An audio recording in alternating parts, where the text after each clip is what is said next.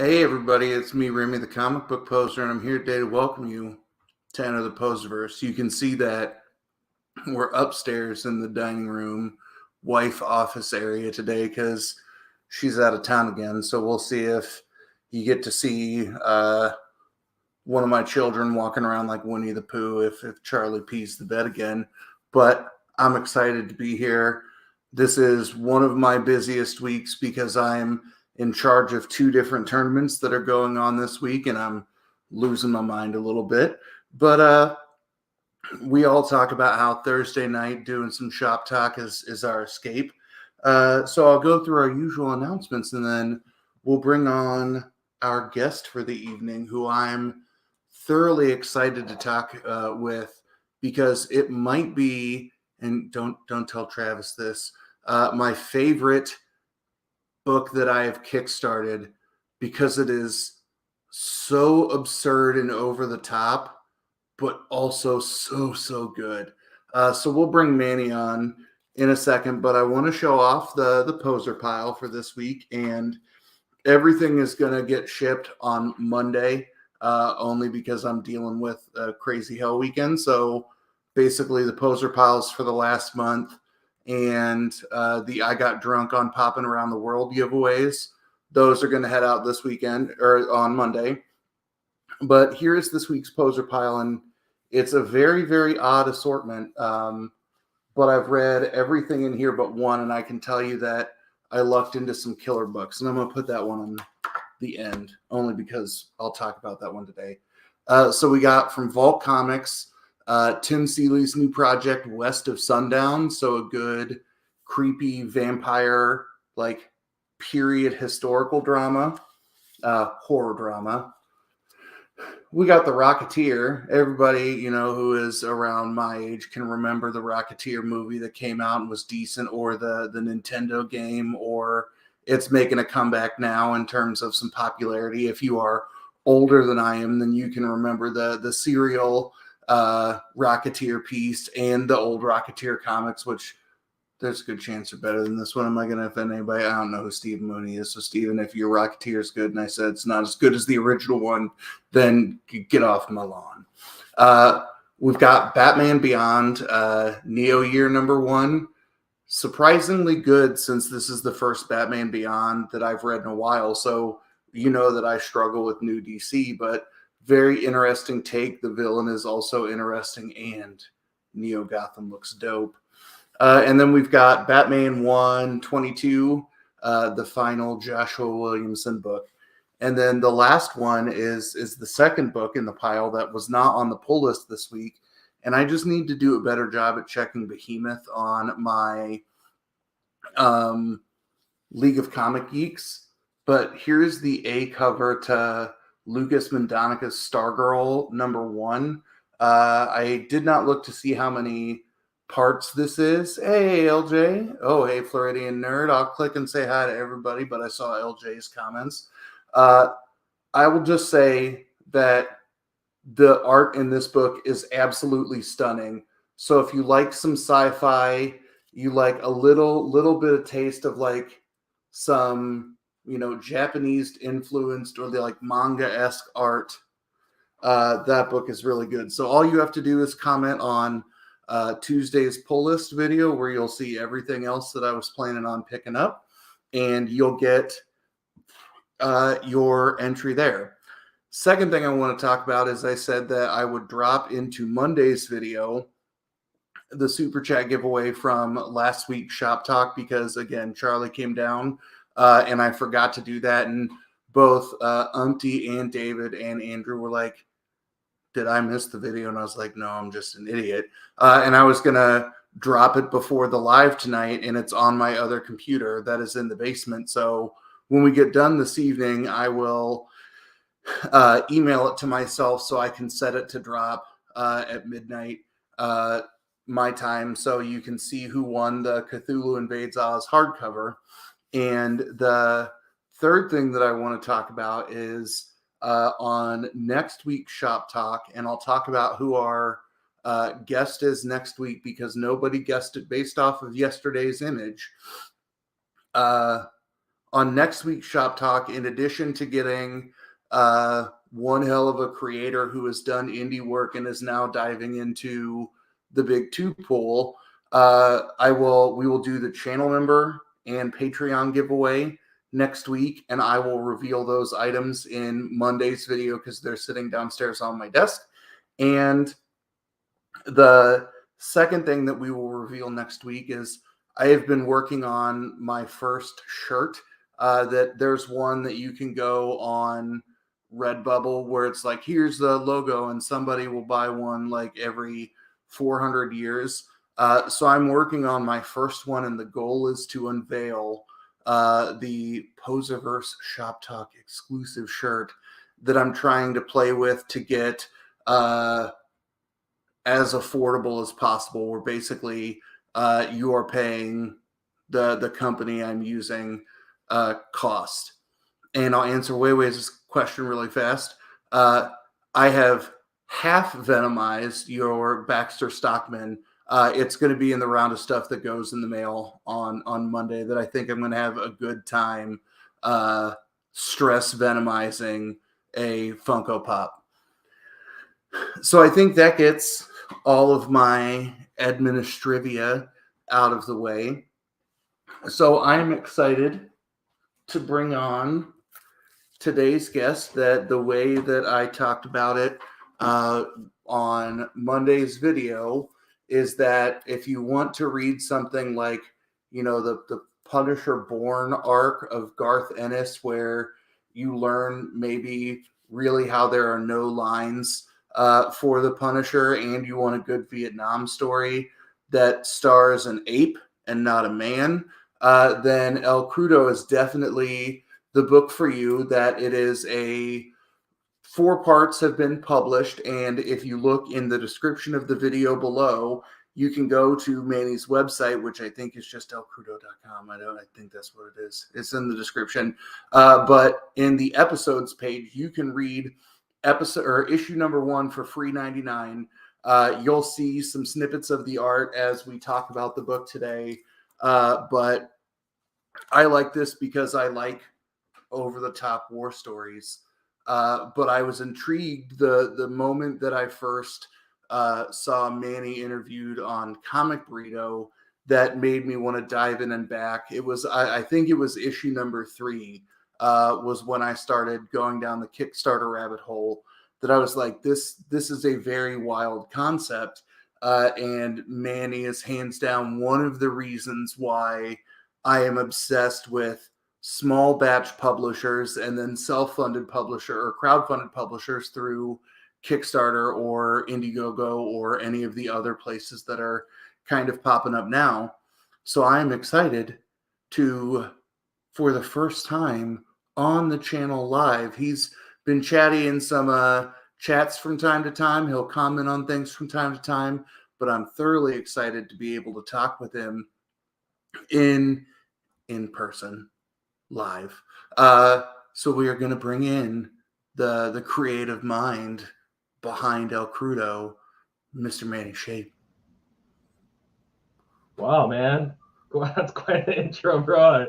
There you go. I just kind of talked and then blacked out for a bit, but how you doing? Oh, doing good, dude. I was doing good ever since I heard some 8-bit DMX. How do I get some 8-bit DMX on my every intro that I do? I'll send you the file that I downloaded from somewhere. That's legit way to nail that one. And I figure, like, somebody has asked me, when are you going to ever update that comic countdown, since it was from like a very specific week of pull list images that I downloaded. And I was like, the next time I try and put 30 pictures in a thumbnail, then I'll be like, oh, hey, that's 30 seconds to count down. Let's go. No, you're good. You're good. That intro cranks, man. And thanks for the warm welcome. I really appreciate it. I'm stoked to be here.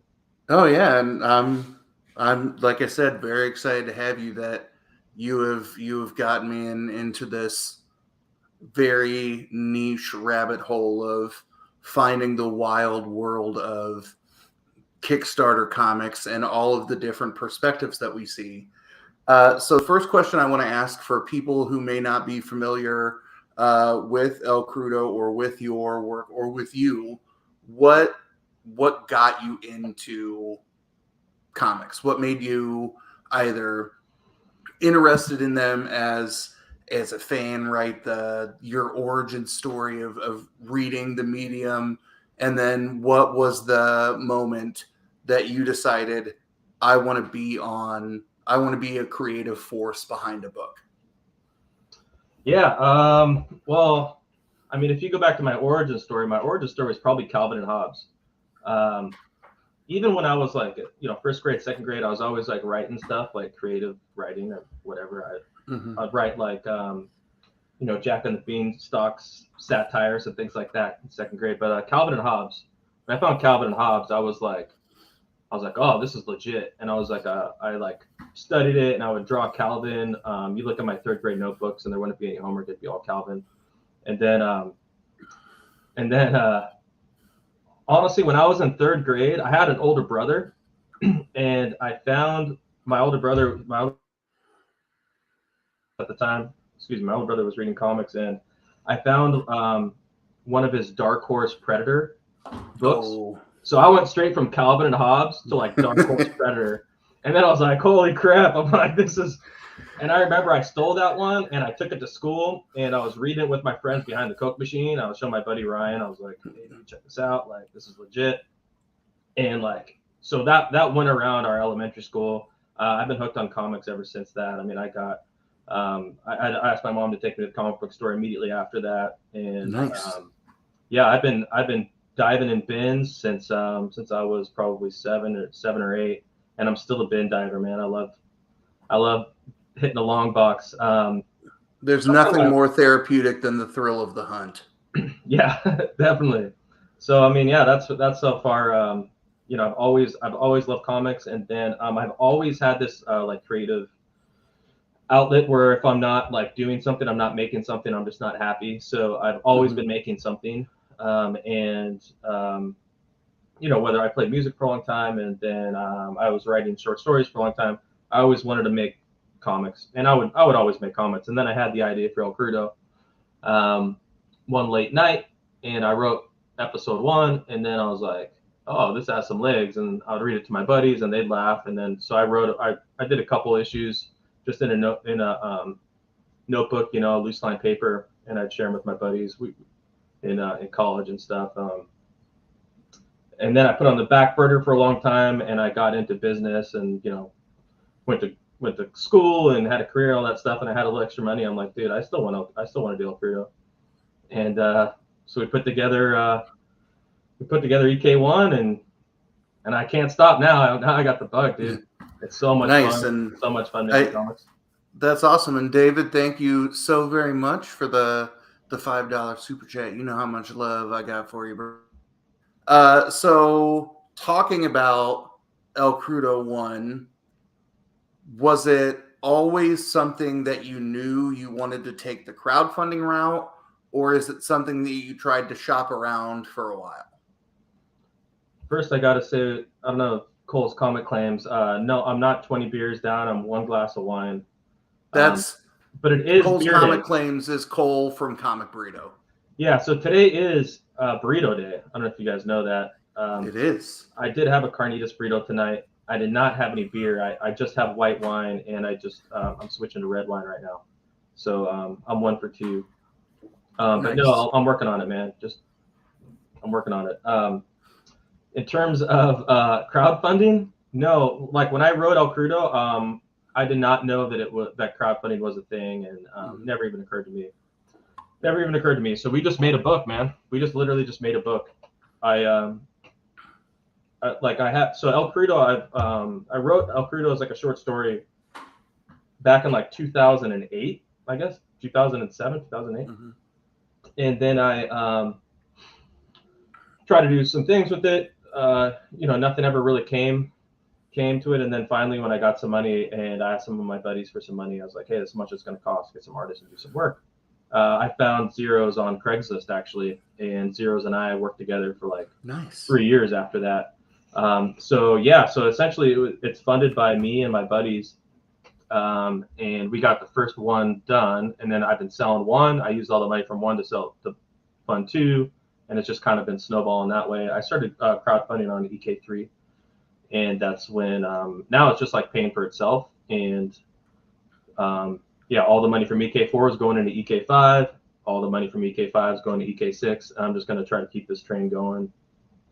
Nice. No, and I think that's a good, smart, sustainable model where the goal basically for this crowdfunding is to cover the cost, make sure the artists, the creative team gets paid. And then instead of, swimming in your Scrooge McDuck pools of money from Kickstarter, right? It's boom, on to the next one, on to the next one. And I like that kind of focus. So what was the inspiration behind El Krudo? Like, what made you want to do a Vietnam era story? And then what made you go, I want the lead to be an ape? It's a good question. So the lead to be an ape was obvious. Since I was a kid, orangutan's been my favorite animal. I did when you're in like second or third grade, you have to do like a report, Mm-hmm. Ours was, you had to do like a report on an animal. I picked an orangutan immediately. Nice. They're from Borneo, they're from Sumatra, they're primarily vegetarian. Like, I'll tell you, like, I've always loved orangutans. And then in high school, a friend of mine, we had some falling outs of our church, and so we made like our own religion, like jokingly, and it was all based off of this great drunk ape who was like a gorilla, and we saw him in visions when we went on a field trip to the San Diego Zoo, and we built this whole religion around him, which is essentially an excuse for us to go camping and drink beer and play card games named after apes. So apes has been like a running theme for my entire life. That wasn't ever in question. Like, if I was ever going to write anything, it was always going to be about an ape. Like, nice. That was always, and a lot of my writings, even before El Krudo, I did a lot of creative writing. It was always about an ape. So yeah, it was pretty obvious it was going to be ape. In terms of Vietnam, the Apocalypse Now, yeah, Full Metal Jacket, all those movies were super influential to me. Predator was super influential to me. The movie, I know it didn't take place in Vietnam, but just that kind of like jungle environment. Love 80s action movies, and that was just a special time for Vietnam movies. So honestly, like, when I was doing a lot of experimental writing, just brainstorm writing, and this was just one of them that came out. I literally wrote the monologue of EK1, where it's like I'm writing from the ape's perspective, and just like it was like a flash of inspiration late at night after too many beers. And I looked at it in the morning, and I still liked it, and I just ran with it. And yeah, it just kind of kept evolving. Oh, that's a hell of a way to go. And I will say, Steve, I appreciate you quoting the Planet of the Apes musical from The Simpsons. That you know that I'm excited to give you extra brownie points for that nerdy of a reference. So yeah, Steve will crush that. Steve will crush that. He's got that unlocked out. Sure. Yeah. So issue 1 was you and Zeros with Jose Vega just doing some of the interior cover stuff. Yeah. Was it the same cluster for EK2, and then you added additional artists for 3 and 4? Yeah, EK1 was all me and Zeros, and Jose Vega, who now does, he works for the Castlevania Netflix series. He's been doing that for a few years. Oh, shit. Yeah, he crushes. I stopped being able to afford him. I'm actually taking one of his old works, and I'm going to publish it in EK5. Oh, that's cool. He worked with us back in the day. He was still in Puerto Rico at the time. Then he moved to Texas. Anyway, Jose Vega's the man. So yeah, it was me and Zeros on one.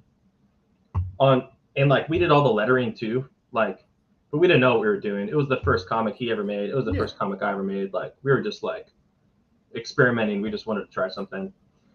Episode 2, I tried to get a colorer. It didn't work out, right? Because Zeros was doing, when on the art direction, we were trying to do like this really chaotic style, like tons of like chaotic lines, and just make it like messy and deep. And it didn't translate when you give those black and whites to a colorer. They just couldn't tell what was a leaf, what was a branch. It's almost like, anyway, you know those crazy artists, how they have so much stuff going on, like only they know what the heck's going on.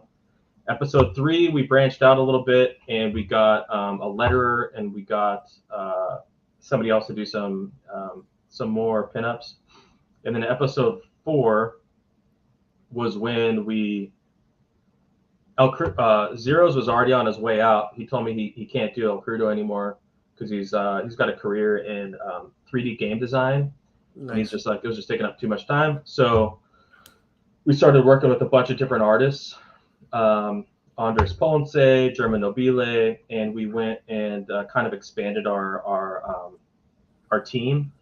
And so now EK5, we used that effort when we expanded our team, and we're working with Andres Ponce on lines and German Nobile on colors, and then we got Rick Joseph on letters.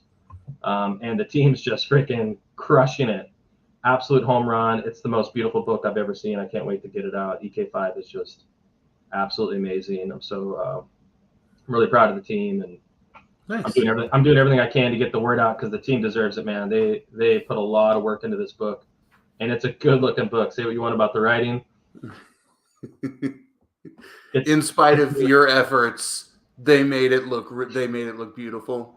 Yeah, it's and they're just absolute pros, and we have a great collaboration style. It's so much fun. It's so much fun. It's like, it's like playing a sport with a team. You all have the same objective, and you're all working together. So yeah, I'm super stoked. Andres, German, Rick, we got a great team. We really. So you looked into Zeros through Kickstarter. You said, how did you hook up with everybody else?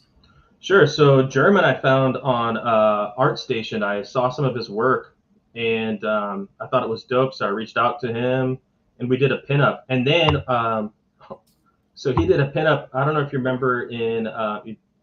You probably don't.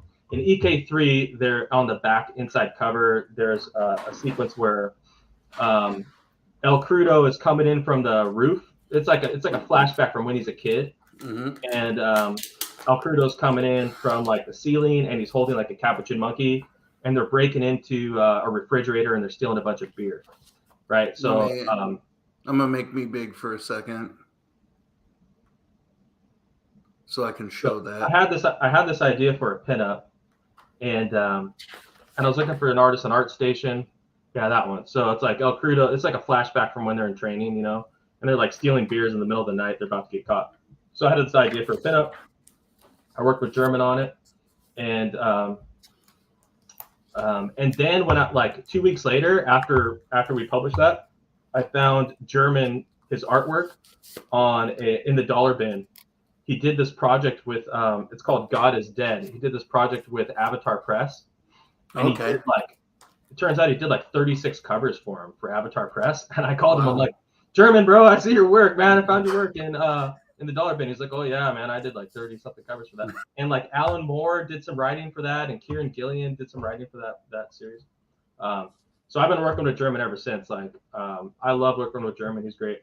And then his buddy is Andres Ponce. They both live in Argentina. They're like in these barrios just a little bit away from each other. So he hooked me up with Andres. And then I've been working with Andres now for about 1.5 years. And yeah, dude. So that's kind of how we met. And Rick, how did I meet Rick? Our letterer, I think I just met our letterer on Twitter. I don't remember where I met Rick Joseph, but he's been lettering with us since El Crudo 2. So nice. Yeah, we got a really core team. We've been working together for a long time, and we're just putting together contracts for EK6 too. So we're trying to get that all lined up because we're going to start working immediately. Exciting. Yeah. So we've now talked about how the team came together. We've alluded to Vietnam War plus ape equals what the hell. So you want to give everybody the non-spoilery cliff notes of what 1 through 4 is about? Give me your best multi-elevator pitch. Yeah, I'll do the elevator pitch. So the elevator pitch is that El Crudo is an orangutan raised by the United States Marine Corps. So he's like conditioned to love America. et cetera, et cetera. And he gets dropped into the Vietnam War and gets stuck behind enemy lines.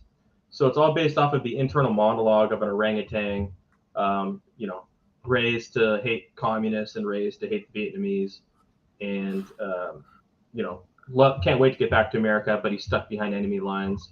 So that's the premise. But if you've read it, that doesn't really touch the scope of it. I think being dropped into Vietnam was like a super crazy time, so it allows us to do a lot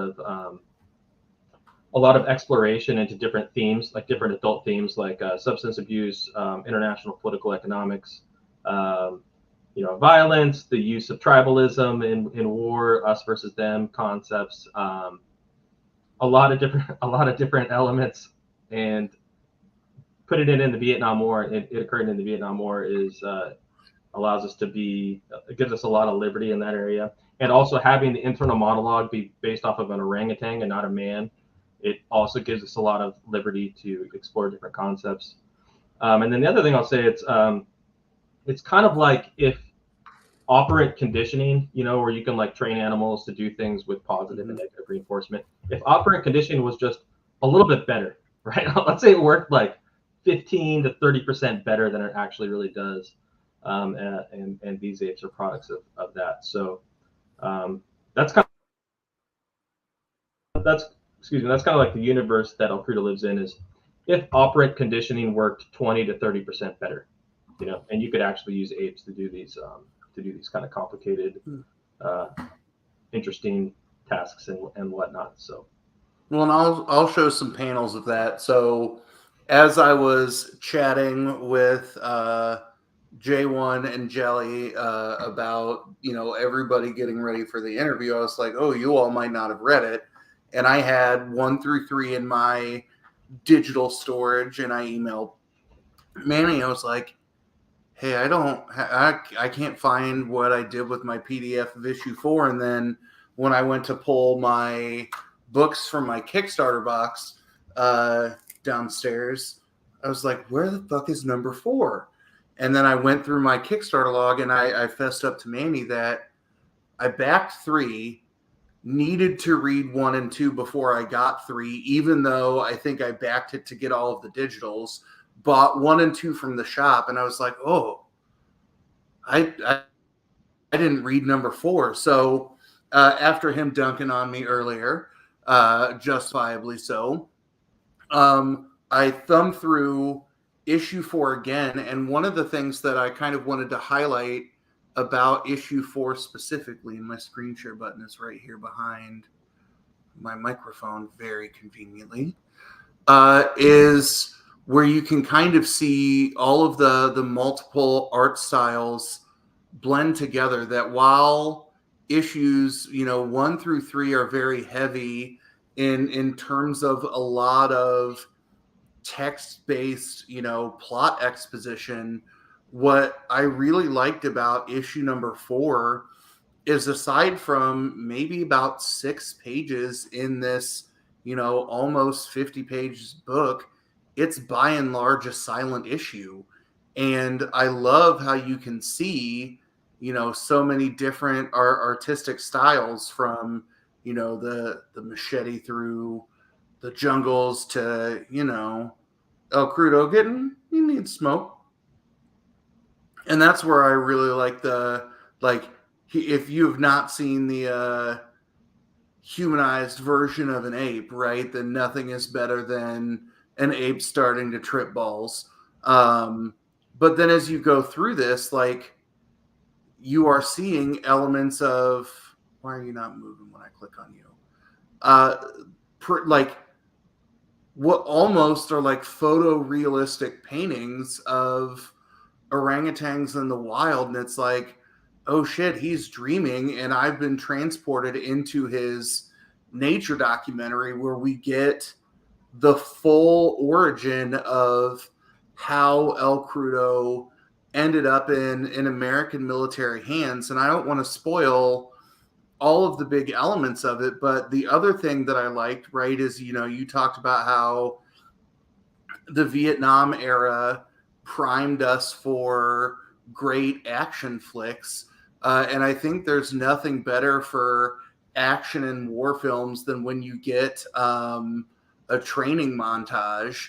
And I really liked that sequence at the end of the first third of the book, right, where you see his first meal in a military base.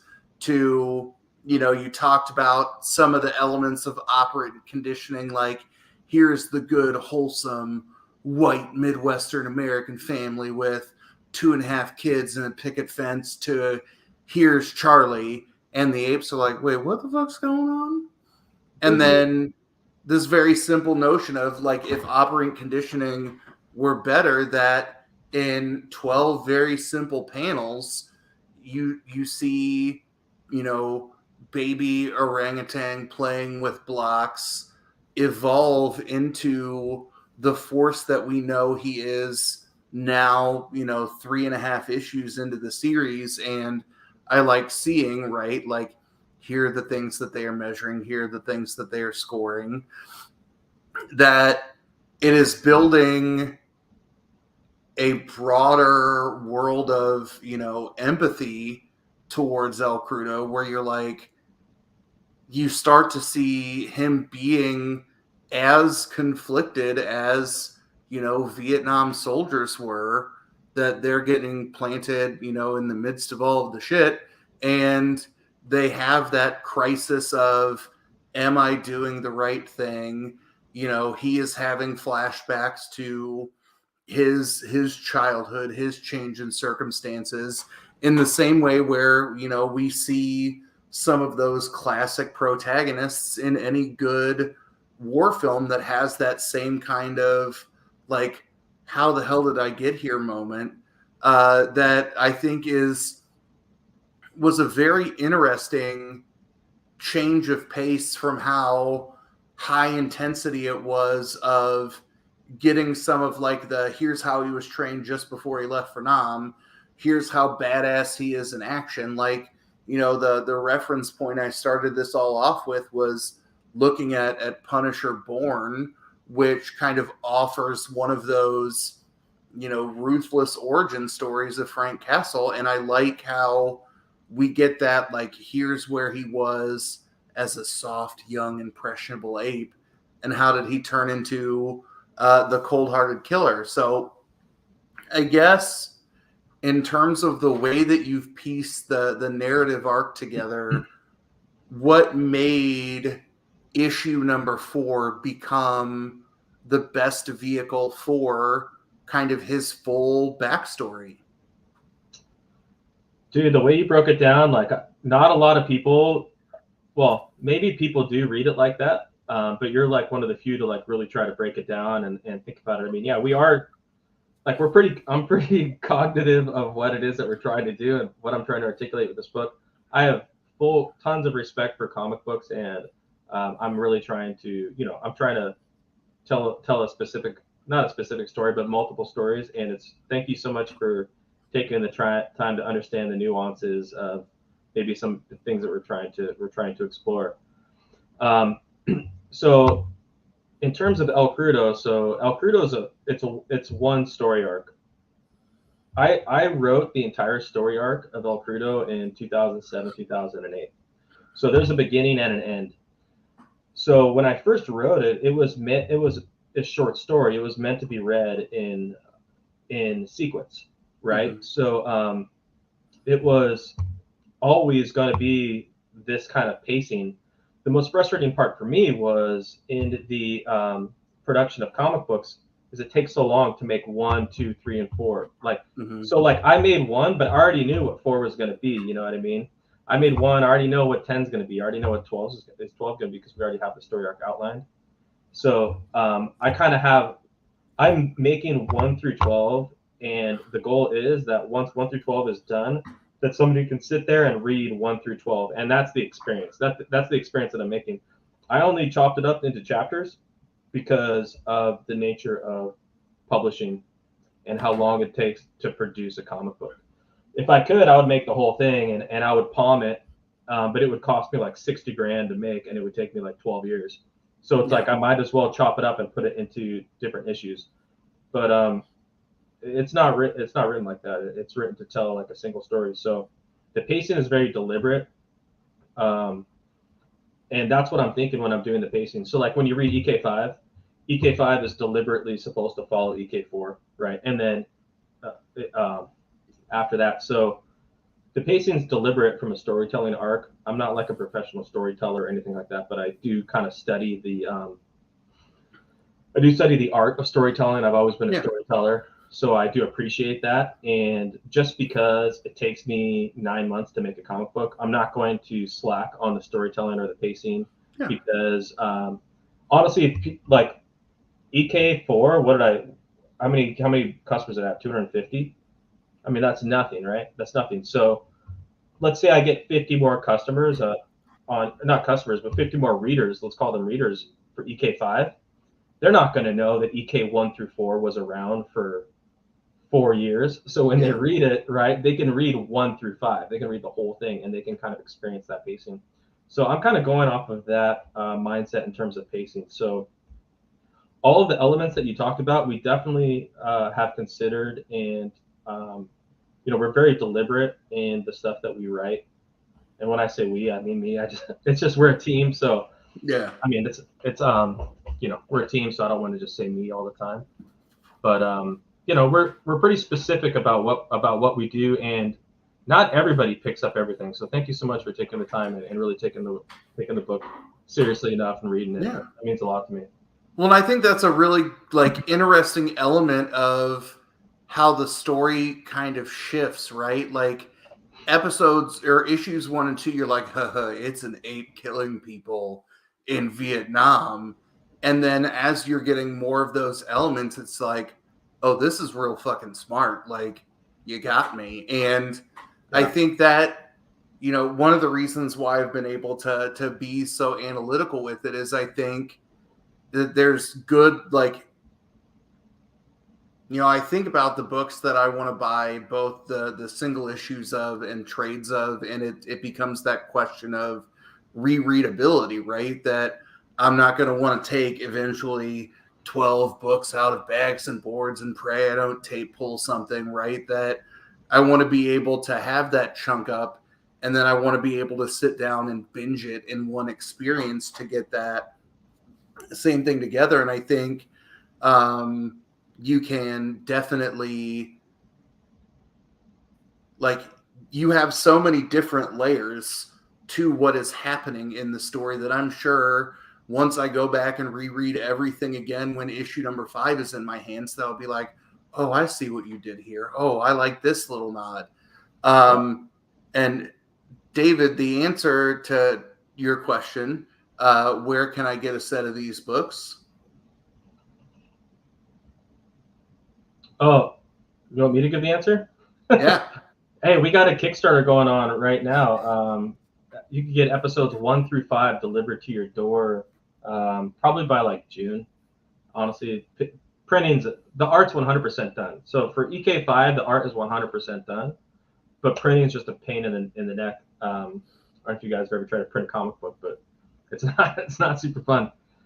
I can get 1 through 5 to you in your hand by June on our Kickstarter. And our Kickstarter, if you just search El Crudo in Kickstarter, if you wanted to get them today, if you order El Crudo 1 through 4 on our website, it's elcrudo.com.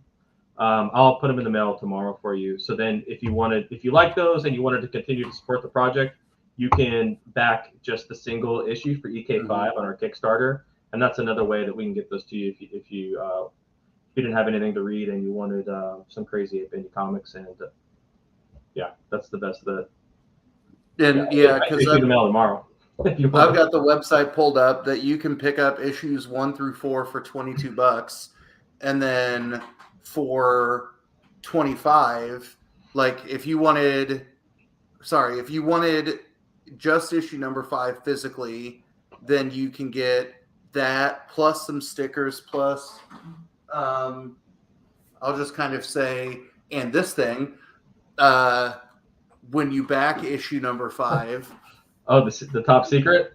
Yeah, you get a bonus 12-page ash can, which when you heard me mention it last week, where it was like, I want to talk about this with somebody, so everybody should back this book, because goddamn, because I was also an idiot and didn't flip the card over when I said, hey, can I post this? And then you're like, no, motherfucker, it's top secret. We only printed 150 of those ash cans, and we're just going to send them out to Kickstarter with backers for EK5. And we'll get there in a second. That way I'll ask you how much you want to divulge. But for 12 more bucks, you get issue 5, you get all of the digitals, you get some stickers. That these were the 2 that were in my package with the secret project, and then I should have taken a picture. Those are extras. We got some legit stickers coming for the EK5 project. Those are the extras. I'm palming the good ones just in case I don't want to run out. Sorry. So everybody can be surprised. And then I like, how you get for the fan edition, right? You can get all of that stuff plus a mini poster that I think from backing 3, I have 2 of the prints up on my wall that I got. Yeah, we made these styrene prints of the cover of EK5. Oh, that's sexy. Yeah, so they're styrene, they're mounted. Honestly, like I really love the cover. I think the guys just kind of knocked it out of the park with the ambiance. So we made some of these styrene prints. So that comes with the super fan edition and whatnot. So. No, that's really, really cool. And then the thing that I'm the fan of that you've seen, I've been switch hitting throughout the night. You back at the super fan level, and you can get the orange. I think we just drank too much beer, man. Yeah. And I need to get back to it, but I've been drinking out of my tankard when playing D&D.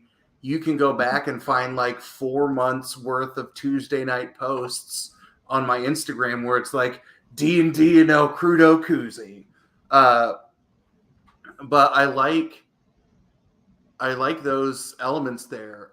So I'll pull up I'll close this now and then share the Kickstarter page. Yeah, it's also super fun because I dropped EK1 first, right? So we had a pretty good response from EK1 actually. We sold quite a bit more than I was thinking that I was going to. But everybody thought it was just like this crazy ape, chopping people up in Vietnam. And then we dropped EK2, and EK2 is completely different. So it's kind of been fun to subvert expectations on what the book's about. Yeah, so again, you can definitely fly through. You can see both trailers. You can see a couple of sample pages of issue 5, and then you can see right there some of the pages that I did show off, some of the pages from earlier issues that you can check out. But right, if you like good old school war stories, this definitely scratches that itch of, I want to see those dirty communist bastards get their heads blown off. If you want elements of the compassionate war story, without diving too much into some of the things that happen in 2 and 3, you get elements of like the hero saving somebody who is being actively oppressed at the moment. And then I like how stereotypically evil Major Dang is. Like, I feel like Major Dang is every great evil general from all of like the worst parts of them all pieced together in a very beautiful narrative arc. That how like what was we've got the love of of the orangutan for El Crudo. Where did you draw inspiration for how malicious you wanted Major Dang to be? And we already hate him. How much more will we hate him in the future?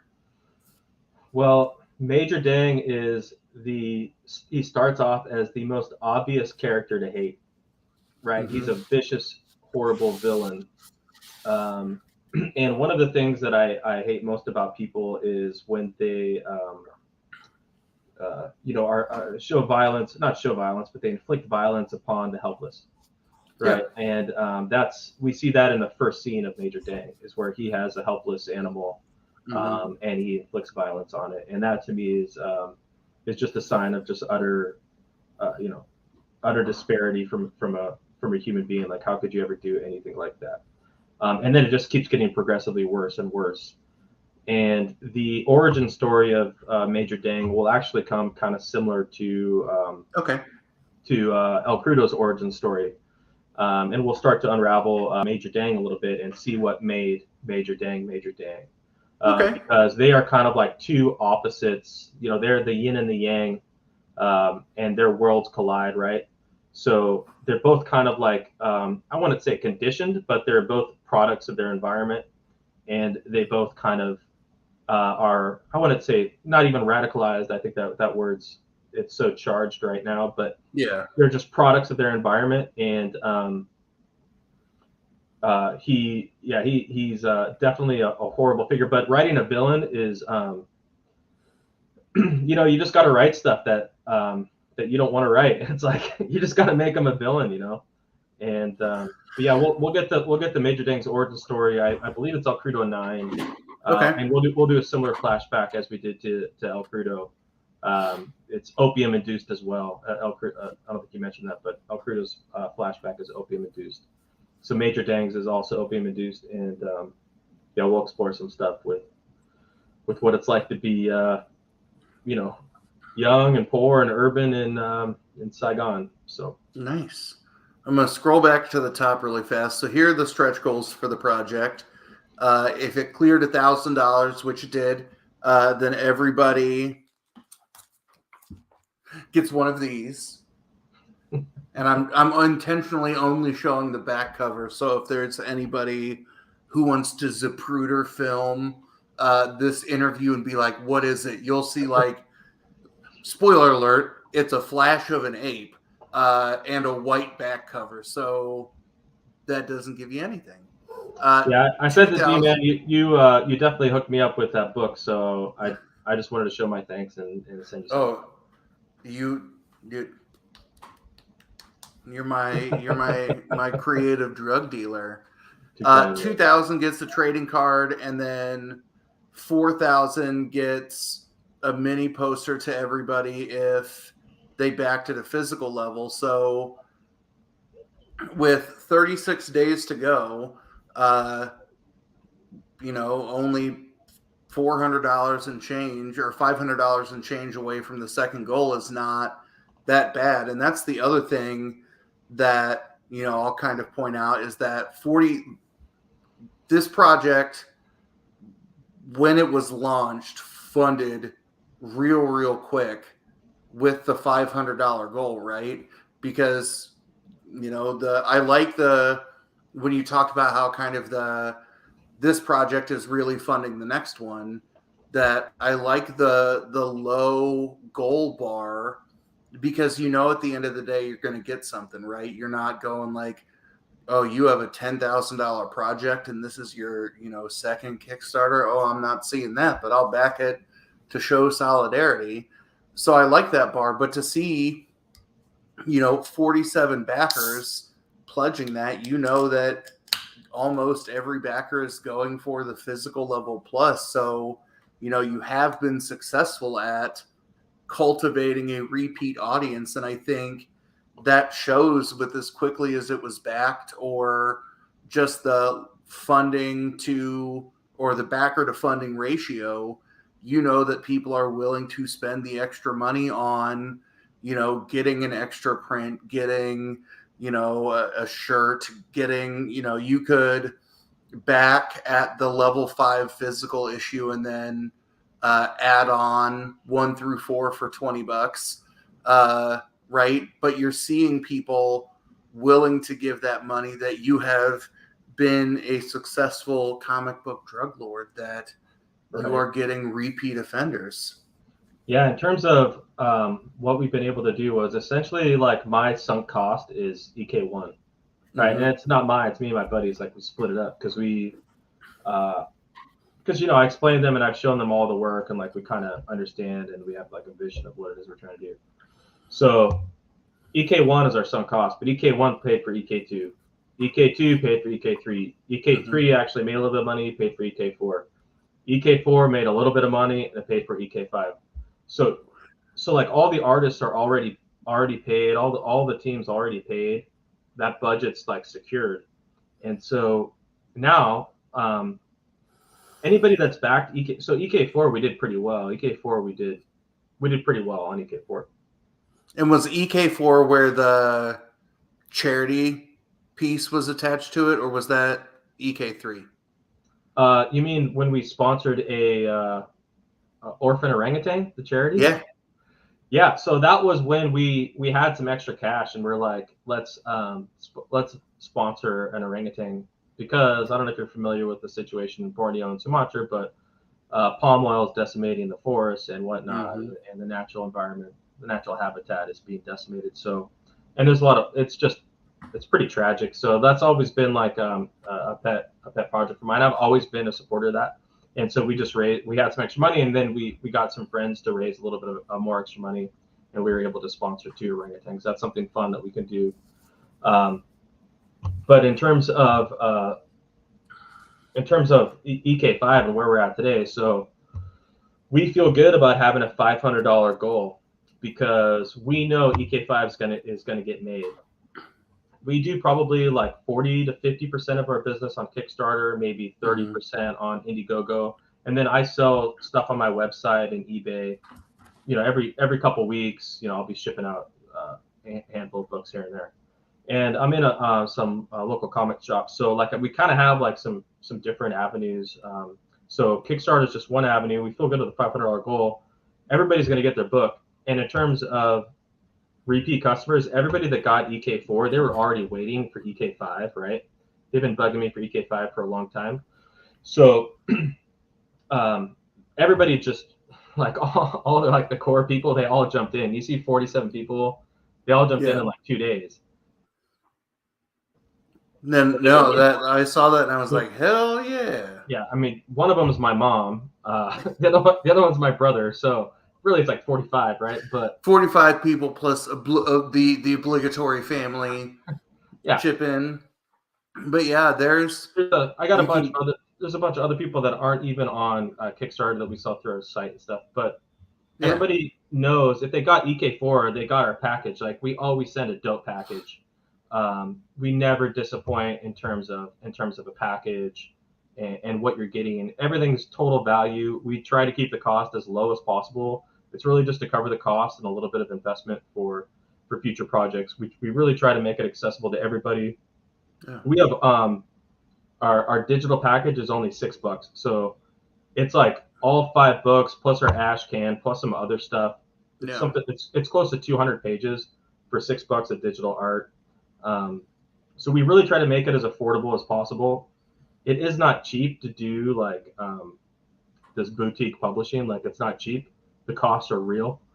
So we try to balance that, right? The costs are real. There's no getting away from that. So everybody that has supported El Crudo in the past, I think they're very satisfied with the products. We get really quick return customers. We're very proud of that. And EK5 is going to be no different. I have so much confidence in the book. I have so much confidence in the package that it's really just about getting the word out. Like anybody that's interested in Crazy Ape Indie Comics, if this at all sounds interesting, just like let us know. We'll make sure to get it out to you.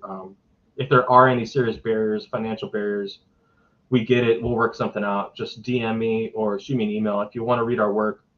We want to get our work out. We're playing the long game. I'm not trying to make money off of the EK5. I'm not. Like we're really playing the long game. We think that we have, I really believe in the project. We're here to stay. I'm going to be making comics. I hope I make comics, till the day I die.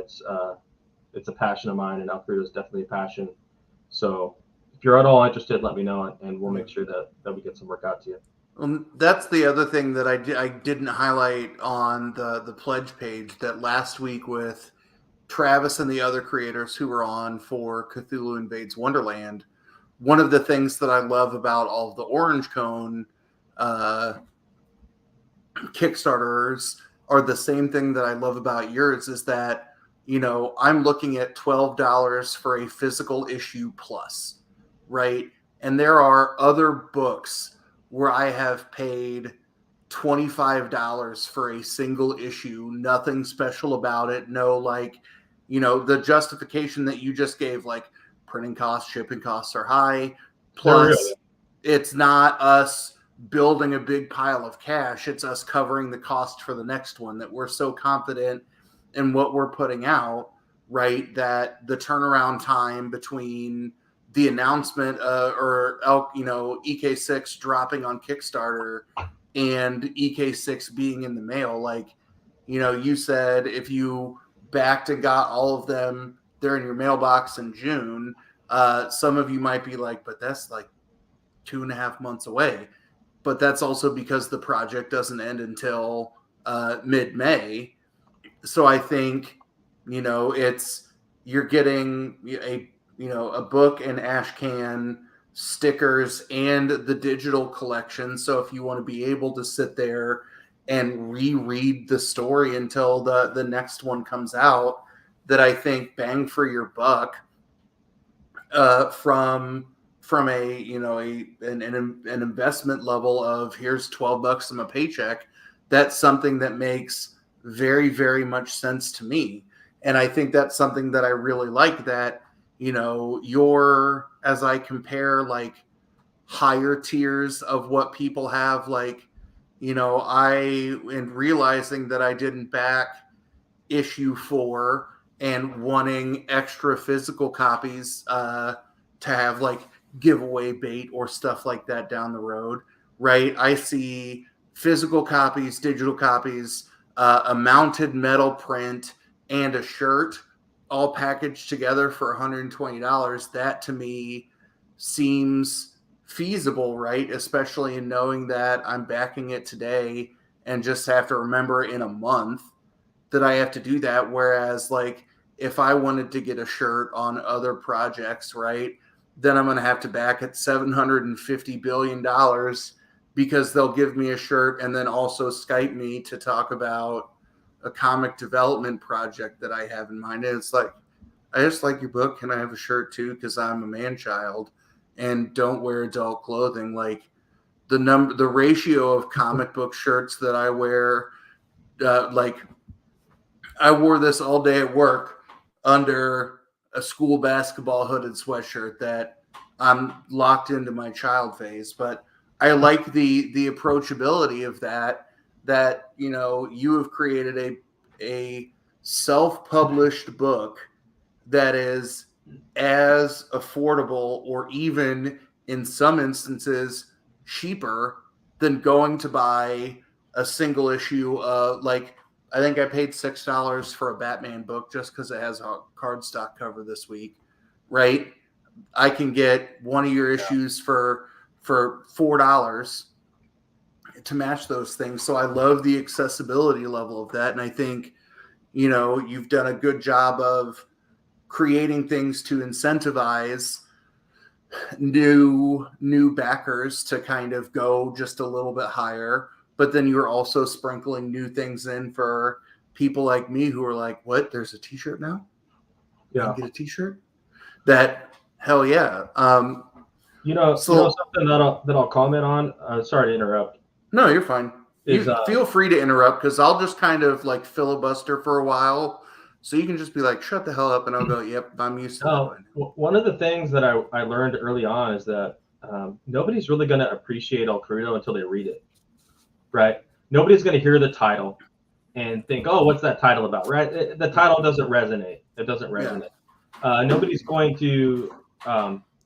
I mean, you can look at the cover of EK1, Enter the Sausage Grinder. Nobody's going to hear El Crudo 1, Enter the Sausage Grinder, and be like, you know, that makes a lot of sense to me. You know what I mean? Like, it's not obvious. It's not like some of these other books where it's more obvious what the selling point is. But in our books, is like kind of how you dove into it earlier. It's like you really only appreciate it if you read it, right? And if you read it and you kind of spend some time with it. So for that reason, it's really important for us to get readers, right? To get people to actually read it. And we're really confident that if people actually read it and they get it and they take the time to read it, then they're hooked, and then they appreciate it, and then they'll be with us for the long haul. So that's where we're at right now. It's like I'm 5 issues deep, and we don't have enough readers, man. We don't. Like, there's not enough people reading El Krudo now. It's partly my fault. I got a full career and a wife, and I can't promote as much as I want. I'm just not a great promoter. But the work itself, like we think the work's legit. Like, we think people will appreciate the work. So it's like, how do we make sure that people who wanna experience it and want to try to dip their toe into the water, it's accessible, and we do that through price point. We know how much it costs. It's not cheap. It's not free to make these books. Luckily, we're able to generate revenue and pay for that. But honestly, like, I don't want price point at all to be in the way for anybody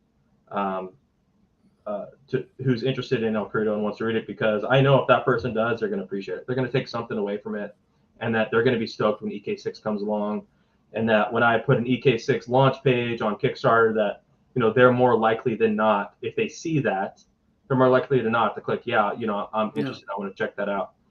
Because it's rare that somebody will kind of hear our premise, be interested enough to like spend a couple bucks to check it out, and then not appreciate it. You know what I mean? Like, normally the premise itself weeds people out. Like, I have this quiz, this El Krudo quiz, and it's like if you think that like violence in media is bad, if you think that comics are only superhero stuff, if you think that people use profanity because they're dumb, or if you like apes, like, it depends on how you answer those questions. If you answer those questions correctly, you're probably like El Krudo. So that's kind of what we're trying to do. Is we're there it is. Oh, the quiz, the UK quiz. So I was like, I saw that on the page, I swear. Yeah, I mean, we're pretty confident that if any of this sounds at all interesting, and even if you just spend a small amount, like $12, get in, read some of the works digitally, and we think that when we launch EK6, you're going to be around, because most people are. I mean, people that read it and spend time with it, they appreciate it, and so that's kind of where we're coming from. We just need to get more people, more eyes on it. I got 47 backers right. We have 47 backers right now. That's not enough. I'd love to see 100 backers. I think the works, the work that the team's done is just so awesome. It really deserves a lot more attention. So I'm trying to do everything I can to spread the word, man, because I think the team has something really special here. I really do. Yeah, and I would definitely agree with that. So I've heard you throw around 12 a couple of times. Is 12 the magic number? Yeah. So 12. You mean $12? No, issues. Yeah. So it's actually a 14 issue arc, but I'm going to cut it down to 12 just because it's taking me too long. So I'm going to do a couple double issues. Okay. I'm going to turn EK7 into a double issue, and I'm going to turn EK10 into a double issue, and I'm going to turn EK12 into a double issue. EK12 is always going to be a double issue, so I'm going to condense it, just because it's taking so long to make these damn books, man. It's a lot of work, man. It's a lot of work. Has there been a thought for EK6? Have you explored the cost of doing like a trade version, or is the goal like you now have the whole story, so now the final El Krudo Kickstarter project is buy my sexy fucking hardcover?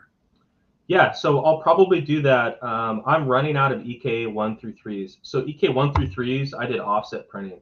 So I printed hundreds, right? Because it was just as cheap to print, X number of hundreds as it was digital. EK 4, I went digital, and we did 2 printings. EK 5, I'm going to do digital. So there's going to be a time when as soon as I run out of EK 1 through 3, I'm going to turn EK 1 through 4 into a volume, into a trade paperback. And I'll do the same thing. I'll do 4 trade paperbacks, so there'll be 4 volumes. EK 1 through 4, 5 through 8. I can't do math. Yeah, that makes sense though. 5 through 8, and then 9 to 12. It really depends on when I run out of books and how many printings I have to do. I don't want to do a 3rd printing of the EK4. I just don't. It just doesn't make sense. I might as well just do a trade paperback of 1 through 4, because I mean the cost savings, it's like super cheap. Not super cheap, but it's relatively cheaper to do a book of 1 through 4 than to reprint 1, reprint 2, reprint 3. You know, but I want to make sure that everybody can always buy a physical copy. Like I'm a huge. We build everything on the page turn. Like I'm huge into like reading and page turn and the format of the physical book. That's how. When we build these books, we're really conscious of the format of comics. Like we love comics. I love holding the comics, the page flip, the whole thing. So we're really conscious of that experience. Hopefully it comes through. I don't know if it does all the time, but we're really conscious of that. So I don't think I'll ever have it out of print, whether it's in a trade paperback or. It just becomes a question of what is the most cost competitive, right? Because if you end up doing a 2nd printing of a particular issue, then you now expand your sunken cost instead of going just, it's more economic. It's probably going to be easier to sell a trade to somebody than it will be to sell, 7 copies of a single issue. Yeah, you're playing issue whack-a-mole at that point in terms of printing. Yeah. And it's printing and storage, It's like, what do I carry? When do I carry it? Yeah, you're playing issue whack-a-mole. But all right. Yeah, I mean, we'll figure it out. But, right now we got books. The last 2 questions I'll ask about the project or project adjacent. If people have not seen the name of your publication imprint is Prophesized Productions. And just like you talked about having a kick-ass package, I still remember getting my 1 and 2 in the mail where I peeled the external Prophesized Productions sticker off, and it is on like that lovely fake like golden oak color of my window frame that I stare at every day. So yeah, Prophesized Productions, this is my roll tape for it. Is there a meaning behind the name? Yeah, there is. There is. Go. So you see the ape, it's like looking into a crystal ball. Mm-hmm. So remember I mentioned earlier that like when we were kids, we made high school kids, right? We invented a religion all around, based around a great drunken ape, and we followed him so that we could go camping and drink beer. So we were trying to recruit our friends to like join our religion. It was my friend and myself. And so in order to convince them that we were legit, we told them that we were prophets, right? And that we had a vision and that we were prophets. And we're trying to bring the truth to them. And it actually snowballed and it caught some legs. So a friend of mine are prophets. So prophesized isn't a word. It's prophesied is actually the word.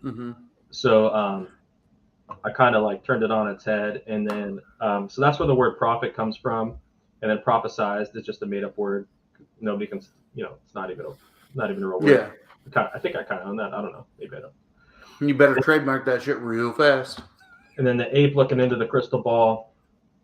That's because we have a vision, and we can see. We see into the future. So when I made this logo, when I made El Krudo 1, I already knew what it was that I wanted to do. Like I could like see in a crystal ball, like not just El Krudo 1 or this other, like I could see that there was this whole other thing that I was going to try to do. So it's almost like we are prophets. We are crazy ape prophets, and we see into our crystal ball, and what we see out of our crystal ball is what we produce. So it's really like not us producing it; it's us gathering stuff from the ether, from from a larger universal power, and we are, looking at it through a palantir, if you will, and just producing whatever it is that we see. We're vessels, right? We're vessels. We consume stuff and we produce it, but we're not actually like creating it. So that's the long-winded answer of what prophesized production symbolizes to me, but nobody's ever asked me. So well, there you go. And I like if it's the throwback to your ape religion and are some of your like EK1, basically your OG Halo investors, all part of that story. Are they aware of that background? oh yeah, my boys, we roll deep. But the whole thing, it's like, we're not producers, we are prophets, and we are just sharing with the world things that were given to us from a higher power, right? So these are stuff that's given to us. So it's almost like we take no ownership for our productions. Yeah, I like that though. We're channeling the Great Drunk Ape.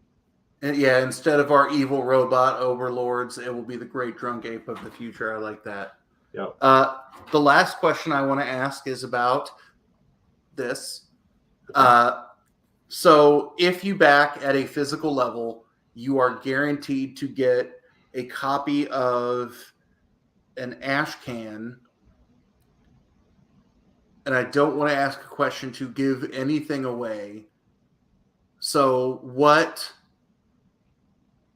can people expect from the ash can in terms of a kick-ass short-term pleasure read, and are we potentially seeing a new prophesized productions title in the making in a true ash can form?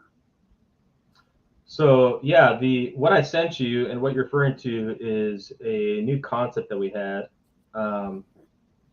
It's just an idea. Let's just be honest. It's just an idea that I had, right? So I love comic books. I love it. I love the medium. I just love it. I love the page flip. I just love it. So I had this idea to like really take advantage of the page flip, right? To like that, to me, that splash page and that like, suspense, and then you flip the page. That to me is, I don't know if it's because I'm like still a 7-year-old in art or whatever, but like that really that gives me a lot of entertainment. So that was like my first thought was like, what if we had an entire book where the entire book was totally focused on the medium itself, and that we were paying total respect to the medium, and we weren't thinking about anything else. We weren't thinking about anything else. We just loved the medium. And the other thing I thought about was El Crudo and my experiences with El Crudo. So with El Crudo, it's a brick. Like it takes somebody like yourself who's like super interested in comic books, already kind of like used to comic books, patient enough to wait 9 months for the next episode. Like there's all of these barriers to get people to read El Crudo. Yeah. That if you're not already in comic books, if you're not already like the 1% in comic books or even indie comic books, the 1% of comic books, the people that love DC and Marvel, they're not guaranteed to like El Crudo. In fact, I know a lot of Marvel DC fans that don't like El Crudo, which is fine. It's like different. But I'm preaching to the indie. I'm writing to like the indie comic crowd, which is a really, really, really small niche. So one of my experiences with El Crudo is that it's too thick, right? It's too difficult to get through and actually enjoy it. So how do I make, so what if we made something that was kind of in that same spirit of like satire, commentary, whatever, and we made it more digestible for people. And that's part of what the project is that you're mentioning. What if we still made crazy ape indie comics? Because as I mentioned, I don't think I could ever make a comic book without an ape in it. I just don't think I could. I don't think I could do it. And then what if we really took advantage of the format of what makes comic books so special, and something that you can't replicate on a webtoons, or something that you can't replicate in a different medium like a movie. And so I have a lot of ideas. So like I'm always just like penning ideas, I'm always just Sure. like writing stuff down. So I was like, all right, well, let me explore it a little bit. And I did like one version, a couple versions, and you know, I don't know if it makes sense to anybody else other than me. I think you're like the third person to see it. I think I sent one to Todd. You know, I sent one to some of the other creators who were in it, but I don't think nobody's really seen it. So I don't know if it really works yet. So I'm gonna drop it as an ash can, right? So we just did a quick turnaround on it. Mm-hmm. Really low investment. You know, I have a bank account for El Crudo, like where I manage on my budget. So it's like really just skimming off the top of that, right? And I'm just like, oh, let me invest it into this other thing, see if it has any legs. So I'm gonna drop it with EK5, and we'll see. I already have a couple more. There's definitely going to be another one. There's definitely going to be another book. I already have 3 of the stories produced for that. So there's definitely going to be another one. But how far I take it, it's really just a big experiment. I don't know. I don't know if people are going to get it. I don't know if people are going to jive with it. You got to go fishing to see if the market's there. Dude, who knows? I mean, it makes sense to me. But you know, maybe I'm not thinking like everybody else, and maybe I send it to people and they're like, yeah, it's not that, you know, I don't get it, or it doesn't resonate. I only want to make stuff that resonates. I don't want to just make stuff just to make stuff. Except for El Crudo, I'll always make El Crudo, even if people hate it. I'm still gonna make it. I'll say that without it revealing anything, I love it. Your concern of whether or not it fits into the broader marketplace, I'm probably the wrong test case for that since you've seen my poll that I am literally grabbing like every single fucking book that comes out in a given week. And it's like, oh, okay. I'm going from like, where's the weird transition in my still to read stack? I'm jumping from whatever is the right spot in my X-Men to read pile this week to Radiant Red, to Batman, to Apache Delivery Service, which is a weird Matt Kent and the Jenkinses, to Monkey Meat. Yeah. Where it's like, yeah, that's what you want. That's the pile you want. I just have to like mentally shift where it's like, what the fuck did I do? Oh, what's happening in this book? But no, honestly, I didn't send it to you for your critique. I sent it to you because I like you, dude. I think you're fun. Yeah. I like your vibe, dude. You're chill. So that's honestly the only reason why I sent it. And because I was like, hey, I want to check out this new Mike Allred book, and you're like, I got one. I'm like, dude, you didn't have to do that. You know, you could have just been like, you know, check the dollar bin in 2 months or whatever. But no, my rule with, and we were talking about this a little bit before stream, and if Dave's still here, David knows how fiscally irresponsible I am, that I'll take a risk on buying stuff. I'm a mystery box. I'm a whore for all of that gambling stuff. Do I want to get out what I put into it? Yeah. But if I legitimately have something that somebody else is going to love and I can get it to them on the cheap, then the amount of times that I've benefited from that kind of stuff, right, that I can be the online version of long box diving where like, yeah, I will have a couple of things where I will hold my line and get my money on those big investments. But on other things, no, fans take care of fans. Family takes care of family. That if I lucked into something that you couldn't find, I'll send it your way. And if you're gonna take what I send to you and flip it, then you've got more work ethic in you than I do, more patience than I do. But you're like, ooh, I want this book. Okay, here you go. Then yeah, I'm the same way. I share books. I give them to my friends. I give them to my brothers. I mean, and you know, that's another thing about that new project I wanted to mention, and I didn't think about this, was that comic books. This new project? Yeah, that new project. Comic books are so often, when I mentioned that they're inaccessible, another reason why they're inaccessible is that we, and I do the same thing, is we put them in sleeves, in cardboard, and seal them, and then hide them in a box in our closet. You know what I mean? So it's like, how unaccessible is that? It's like, so like this book, like this new project, I would love. I wanted to make sure that if somebody left it out, right? Let's just say you left it out on the toilet or on the table, coffee table or whatever, and somebody was like, "Hey, what's that?" They could pick it up and they could get into it right away, right? They wouldn't have to know what happened in 5 issues before it. They wouldn't have to know character, whatever. They could pick it up and they get into it, and maybe they figure out that sequential art's actually the best medium in storytelling, and then they're like, "Wait, this is dope. What else is there? What else is there in this medium?" Right? Because right now, if any friends come over to my house, there's no way they're gonna like comic books because I like comic books because my comic books are A, hidden in my closet, B, hidden under my bed, or 3, in a trade paperback on my shelf. And what are they gonna do? Like when we're hanging out after dinner, what are they gonna thumb through freaking Daredevil, Frank Martin and Klaus? I mean, that's just not gonna fly. Like, how are they gonna digest that?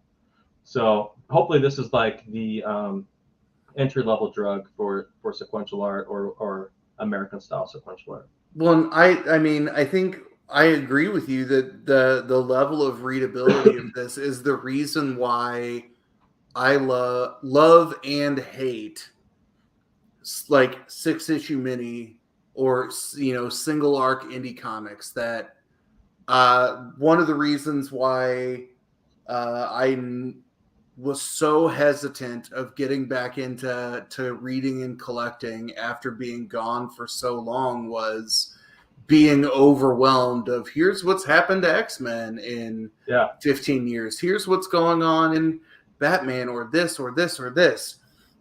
So while I have some of those massive indie runs that, I love, and everybody's like, oh, if you're going to recommend an indie comic to somebody, what do you recommend? And a lot of people are like Saga. I'm not going to wish 55 now growing issues on anybody. Like, I'm going to go fishing with some of those 4 or 6 issue minis where it's like reading, a short story and being like, dive into this world. We can talk about it. Yeah. But I mean, even if they look at an issue 1 where they don't need any of that back knowledge, like some of the conversations that I've had with a lot of the Funko Pop people that I have conversations with that love like DC or Marvel properties, but they love the pop, the movie, or all of the non-comic media they've seen. And they're like, I want to read some comics. That's like, okay, tell me what you liked as a kid. Tell me what draws you to this character. And tell me what your absolute turnoffs are in the things that you read.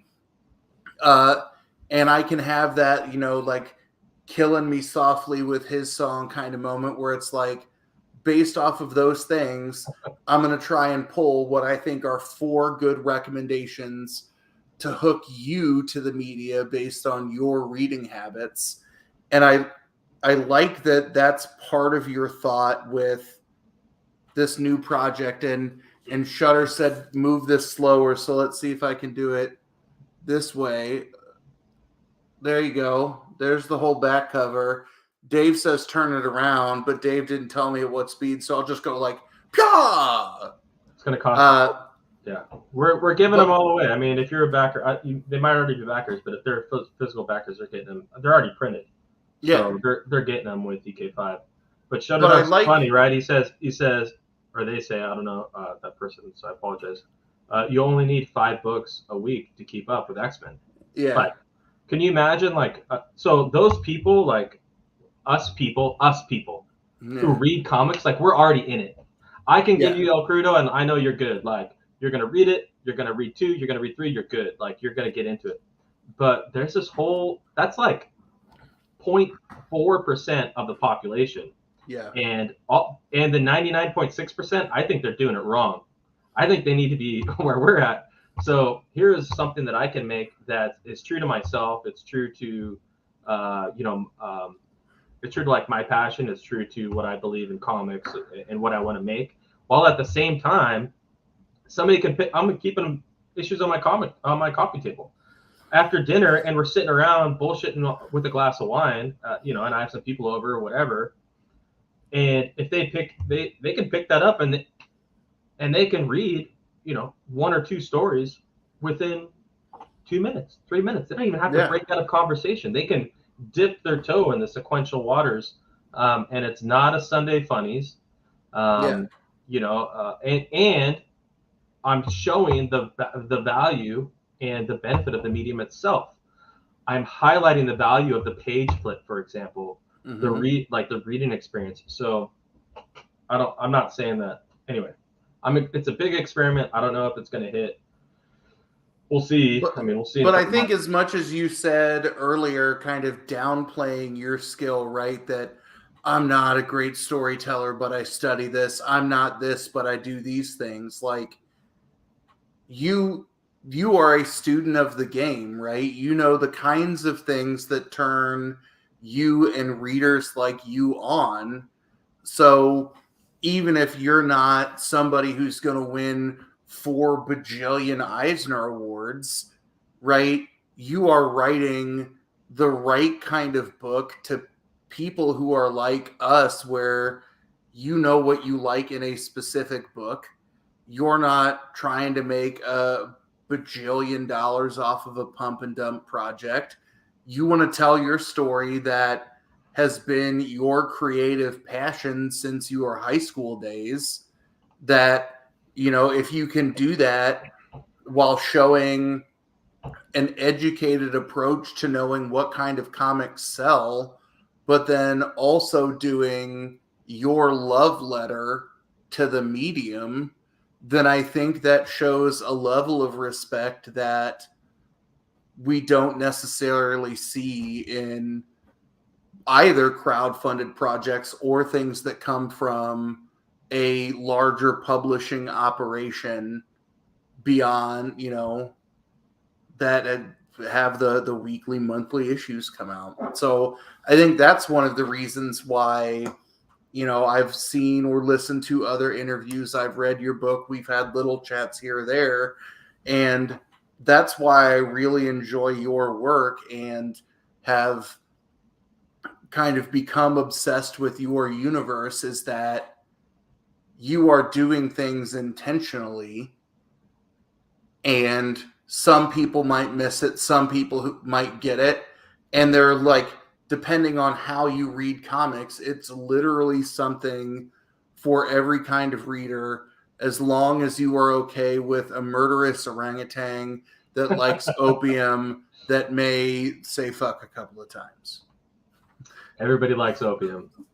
They just have either smoked it or they haven't smoked it yet. That's the only difference. Everybody likes opium. Yeah. They just either done it or not. That's the only difference. There's 2 types of people. Yeah, no, hey, thanks for the kind words. Like, it's really this type of feedback, super inspirational. I don't get it all the time. I really don't. Like, I'm a hermit. I me, like, I don't do a lot of social media. Like, I don't talk to a lot of people. My friends, they like the book, so, but they're my friends, so like, I don't respect them that much. I know what they've done.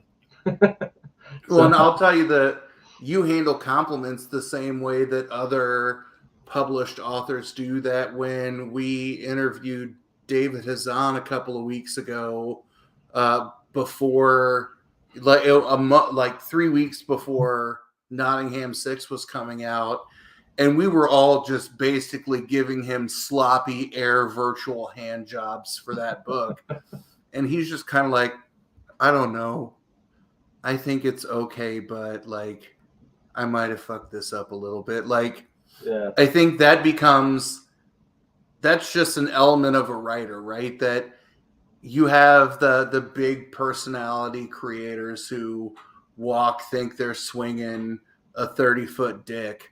But that is such a small percentage of anybody who risks writing anything, is that little bit of fear of critique, that you still have those little nagging bits of self-doubt. And I think that's a good, maybe it's not necessarily healthy, because I'm the same way, but like, it's a good way to keep yourself humble. Like, even in the face of so, however you define success, you're like, I can always do better, right? That's why, and I think you can see that as much as I love Enter the Sausage Grinder, right? You can see that there is growth in each issue, in each thought process, right? Playing with different creators that have bought into the universe. And I think that becomes the real benefit of kind of publishing on your own schedule through crowdfunding kinds of sales, is that you want to make sure you get it right. You're going to look for the feedback that you get, because you're not worried about having to hit a print deadline or those 10,000 issues don't go out. And I think, does it suck having to wait a couple of months? Yeah, several months between issues? Yeah. But is the payoff kind of greater where you get to see it and you're like, oh, this motherfucker, I got to wait how long for the next one? Okay, fine. That I think it's, you are my ape-based comic book heroine. And I love that a lot. There's a lot there done. Yeah, you mentioned a lot of stuff, but in terms of like where I think like why I don't think I'm that great is, one is like, I mean, we don't sell a lot. We're pretty small. We're pretty boutique. You could call it boutique. Boutique's like the nice word for saying, like, we don't move a lot of books, man. We don't. We move a couple hundred, We're in the hundreds. Right? Yeah. We're in the triple digits. That's not even offset printing. Offset printing, you got to do at least 1,000, So, and I know that there's a lot of people that do that volume. So I know that for whatever reason, I don't think it has to do with the quality of our books or the quality of our storytelling. I think it has a lot to do with our marketing. So I do have confidence in the quality that the team produces. I just don't think I've figured out how to market it and get it out. But but also, like, I'm like you mentioned, like, I'm a student of work. Like, I know that El Crudo is like our project, and it's super cool and we love it. But like, man, there's classics out there. You know what I mean? Absolute freaking classics. So anybody that's walking around like you talked about, that's pretty proud of themselves. There's a history, and I'm not even part of that history. I'm not even associated with it, right? I'm on the periphery. I'm looking in at this history and creators even today that are making these incredible works today. And we're just making our book. You know what I mean? It's not like we're part of, we're part of that. So that's what, it's super easy to be humble when, one, we barely break even, and two, there's so much great work that comes before us. And, there's so much great work out there. There's so much great work out there, not just comics, but literature. I mean, you name it. It's like, I barely even think of myself as a creator or a writer or anything like that. I really don't. I mainly think of myself as, in terms of my career, this is just kind of like my passion, like my thing that I have to get out. So that's what keeps me super humble, is recognizing how much great work is out there. And I know there's great work out there because I read it, like, and I love it, and that's great. And I wouldn't have it any other way. In terms of the timeline of release, it really does. The fact that I'm doing crowdfunds, and like, the fact that we're producing, a book every 9 months is our pace right now. Is it really gives me time to think, like, not so much on like what's going to happen, but in terms of like word choice. Yeah. Do I say this? Do I say that? Like, even up until like, so we're about to go to print for EK5. I just changed a couple lines like today. You know what I mean? And like, the book's already been done. I wrote this book and we had it storyboard. I mean, the book's been done for like a while, in terms of like layout and everything. And I'm still tweaking, like, I don't like that word. I don't like that. What if we do these little things? So it gives us that much time to like really consider and be really deliberate about the product. And I think that people know that, right? Yeah. Like when you look at our books, you can tell hopefully you can tell that there was a lot of thought and deliberate is the correct word. The deliberateness of how the book's laid out, how it's consumed. There's no advertisements in it.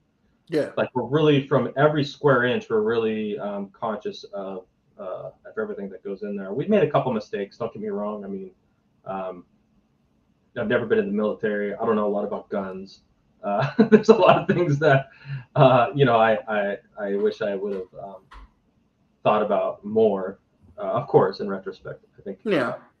But that's another good thing about having this slow process is, I get to write it out, and then we work on it, and then I'll look at it again in a couple months and tweak a little bit. So I think the project's benefited from that time. No, and I would agree with that, because you, like I said earlier, you can see the growth from each issue, that there's a higher level of traditional technical precision. Like, you find a way to increase the degree of difficulty from issue to issue. Yeah. Right. And I'll say, after as crazy as issues 2 and 3 were, that it takes some balls in issue 4 to be like, yeah, all that, fuck no, we're going to tell some backstory. And I find myself still like leaning in and addicted in the same way to a slow, like I said earlier, mostly silent issue, that my heart is racing at the end of that, in the same way that I'm getting all kinds of explosion and the discovery of the opiates. And I think that shows a level of intelligence. So I've just kind of been sitting here like, how do we get more people to read the book? Because I don't know. It's real good. And one of the things that I will pride myself in, as somebody who reads and reviews as a passion, that I won't necessarily go fully negative unless you're Nick Spencer and ruin Spider-Man for me. Like, there's my line in the sand, that I'm of the kind of person that if I like it, I'll talk about it. If I really hate it, I won't talk about it unless I was like, hey, here's where I think this could be really cool. Like, my level of hate will be like, here's where it didn't deliver. Yeah. But on the things that I think are really, really good, right, that my level of investment in El Crudo as my Kickstarter backing. But beyond that, it's, I want more people to talk about the book with. And I think that becomes the other element of a good creation, is to get more folks, have those wheels spinning of like, how can I share this story with my circle of friends, so we can sit here and now Charlie from It's Always Sunny in Philadelphia, like, conspiracy theory style bulletin board what we think's going to happen in the next issue. Yeah.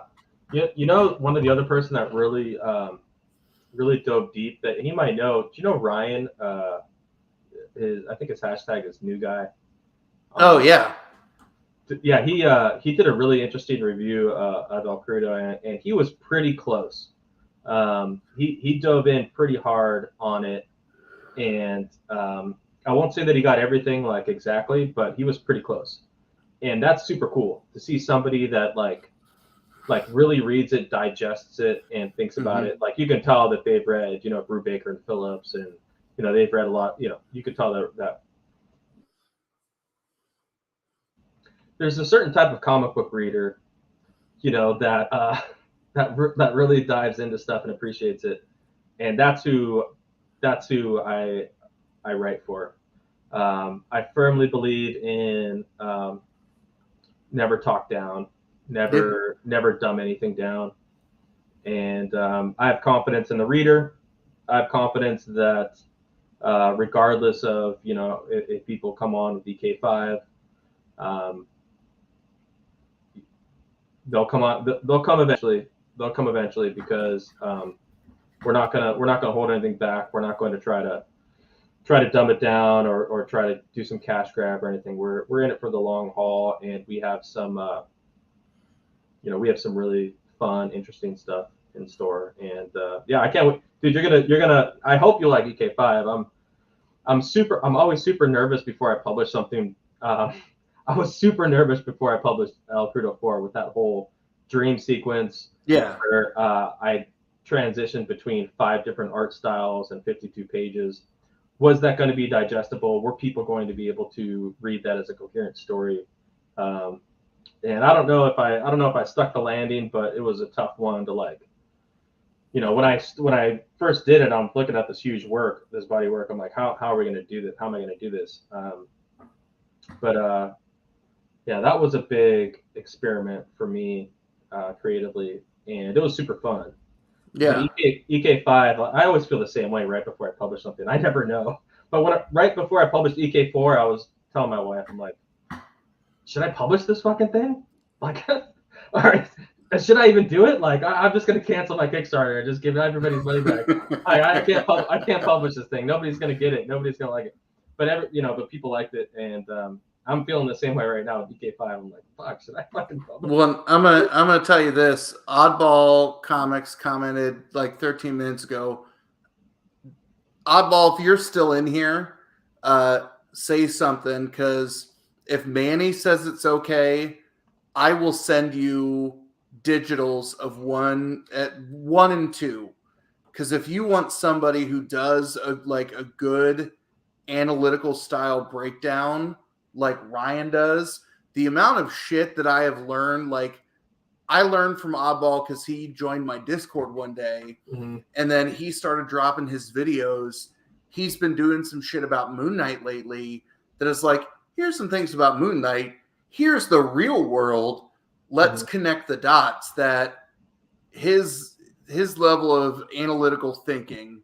Yeah, well, get him if you want, get him 3 too, because EK3. Okay. Nobody's nailed what I tried to do with EK3 yet. So not that it's like if anybody wants to know, I'll tell it. But EK3, we tried to do something deliberate, and nobody's quite picked it up. People like EK3, but nobody's really like said this is because of this, and this is because of that, and this is because of that. So yeah. So what you're telling me is EK1 through 3.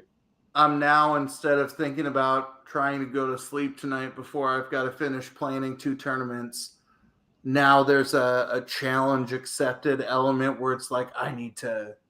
No, I'm gonna dig in, but it's not going anywhere, man. It's not going anywhere. But that's how my like anxiety disorder works, where it's like, oh, I can focus on something. But yeah, Oddball, hit me up, and I will send you the digitals so Manny doesn't have to worry about it tonight, since it's only 9:15 where he is, that he can enjoy his red wine. Yeah. But I'll hook you up with the books, and then I'll hook you and Manny up, because I think you are one of the people where it's like, I want to see what they say about it. Oh, cool. Yeah, for sure. So the last question I want to ask you before I'll make you bigotized and give you one last final shill before we give some books away. At the beginning of this, your origin story was reading I almost said Punisher. That's my origin story, reading a Predator Dark Horse book. And that's what hooked you to this. And you are somebody who has a love of the hunt, or a love of just digging to see what you find, regardless of whether or not you buy it. When you are hunting, what are the things that you are looking for on a typical basis? And I'll make you big for that one, because then maybe you'll show off that sexy hardcover you showed me beforehand. Well, that one I did not find on a dig, but I will start with that. This was picked this up last year. Michael Allred's coming out with the Madman Universe Library, and this is like probably the most beautiful book I've ever owned.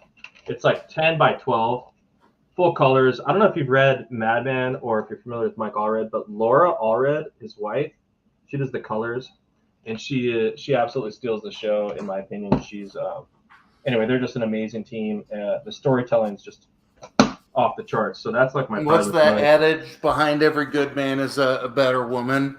Yeah, she's legit. Laura Allred. Everybody knows Mike Allred, but his wife is just an absolute talent. So that's kind of been my holy grail that I've been holding on to and not touching. But in terms of what do I do when I quarter bin dive? That's a good question. The first thing I look for is age. So old school like Marvel and DC, like before like 89, I know that I'll always like appreciate those stories. Every issue is like a concise, compact little story, and the way that they leverage tropes and the way that they leverage like storytelling, I always appreciate those. And that was before like my time, right? So I never had the benefit of like reading those when they came out, right? Because that was years before me. So I really look for some of those, and even some like random titles. Not even random titles. Like anytime I see an Omega Man from like the 80s, I'll pick that up. That's always great. Like the Hercules stuff from the 80s, I found some absolute gems. Cole the Conqueror, I found some gems there. Warlord.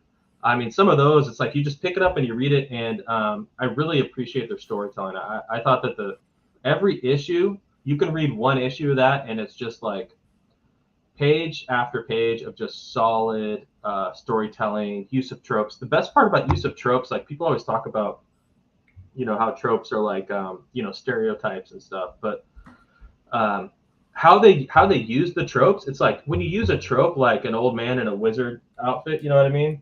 Like you just have to put an old man in a wizard outfit and you already know so much about that character, right? So with that visual and 2 or 3 dialogue bubbles, 2 or 3 word bubbles, it already expresses so much about the storytelling. And the way that they leveraged that back in the 80s, and probably even before, I don't read a lot of 70s stuff, but it was just, I really appreciate that part. So I'll always look for kind of old school Marvel and DC. The other thing I'll look for is crazy ass outlaw comics or crazy ass indie comics from the late 80s and early 90s. You got stuff, man, black and white, especially if it's black and white, like I know that I'm kind of hooked. So I'll look for something with the gnarly color, something that's black and white. Even like their Epic imprint and the Malibu imprint, like they had some interesting stuff back then. Mm-hmm. Anytime I see some old school Vertigo, I'll pick that up for sure. Those are kind of some of the main stuff that I look for. Early 90s Image was pretty gnarly. I found Tom Neely's The Humans. I found the full run one time. That was a really special find. Early 2000s Image. That's pretty much the extent of it. I'm not a big early Image fan, like the whole extreme kind of Liefeld. I don't know if it was you and I that were talking about Liefeld earlier, but the whole extreme kind of Image thing, that's not huge for me. I love the Spawns, the early Spawns. Anytime I see a Spawn early edition, I mean like before 30 or issue number 30 or 40, I'll pick that up. But I don't pick up like the I'll always see the Prophets in there. I'll always see a lot of the early Image stuff. They printed like 3 million copies or something crazy. Yeah, those are always in those bins. I'm not a big fan of that stuff, but so yeah, man, I try to get as weird as possible, and I even like cartoon, cartoonist stuff. There's a lot of crazy cartoonist stuff. So yeah, man, the weirder the better. Honestly, if I don't know what the heck's gonna happen, I'd love to read it. Perfect. No, I think that's a great hunting philosophy. Then the last thing I'll ask you before you can be free to enjoy the rest of your Thursday evening and your transition to red wine, give your last pitch for anybody who's coming in the last minute to hype the folks up about why they should go to elcrudo.com and check out issue 1, Into the Sausage Grinder, for literally free 99. You can read it on the episodes tab. It is all there for free. It is amazing. And if you don't get absolutely hooked to it and want to read 2, 3, and 4 right away, then I don't know if we can be friends. So why should they do that? Why should they back the project? Why should they be invested in the future of a fucking crazy Punisher ape? Or, blink 3 times if I'm holding you hostage. But why should they invest in your story and the broader universe of prophesized productions? So why is the big question, right? So there's a lot of great content out there, and I'm not going to talk ill of any other creators. I think that we are in a really special time in comics, and actually I include that. I'm not going to pull it up. I always include an insert with all of our books, and what I say is that we're in a platinum age of comics, which is that anybody from all over the world can get together and tell the craziest story that they can come up with, right? That's a pretty unique thing that we can do. The democratization of comic creation is really something special. So I think that people should support all indie creators, right? If they're interested in the subject matter that they're producing. So we have been working over the course of the year, a few years, to figure out how best to tell the story that we want to tell. And the story that we want to tell, we think has merit, and the way in which we're telling it, I think is pretty fun. It's pretty interesting. It's pretty thought-provoking. It might sound like an orangutan being dropped into the Vietnam War and chopping up a bunch of people going crazy, but that's just part of the premise. I think we're trying to do something different. So if any of that sounds interesting to anybody, Crazy Ape Indie Comics, Crazy Apes in the Vietnam War, creators being able to express themselves. I think that if any of that at all is interesting to anybody, I don't think they'll be disappointed with what we will send them. The product that we've created and the product that we're delivering, it pretty much aligns with it aligns with their expectations. Now, if that doesn't sound interesting, like if you're not into kind of boutique publishing and niche storytelling and crazy sci-fi, if you're not into that, that's okay. Like, that's chill. But if it does sound interesting, that I don't think you'll be disappointed. And if you are disappointed, of course, send us the books back. Like, no big deal. Like, but that's never happened. If you've seen the work, if you see the website, if you see the Kickstarter page, and if you order any product, we guarantee that you will not be disappointed with what you receive.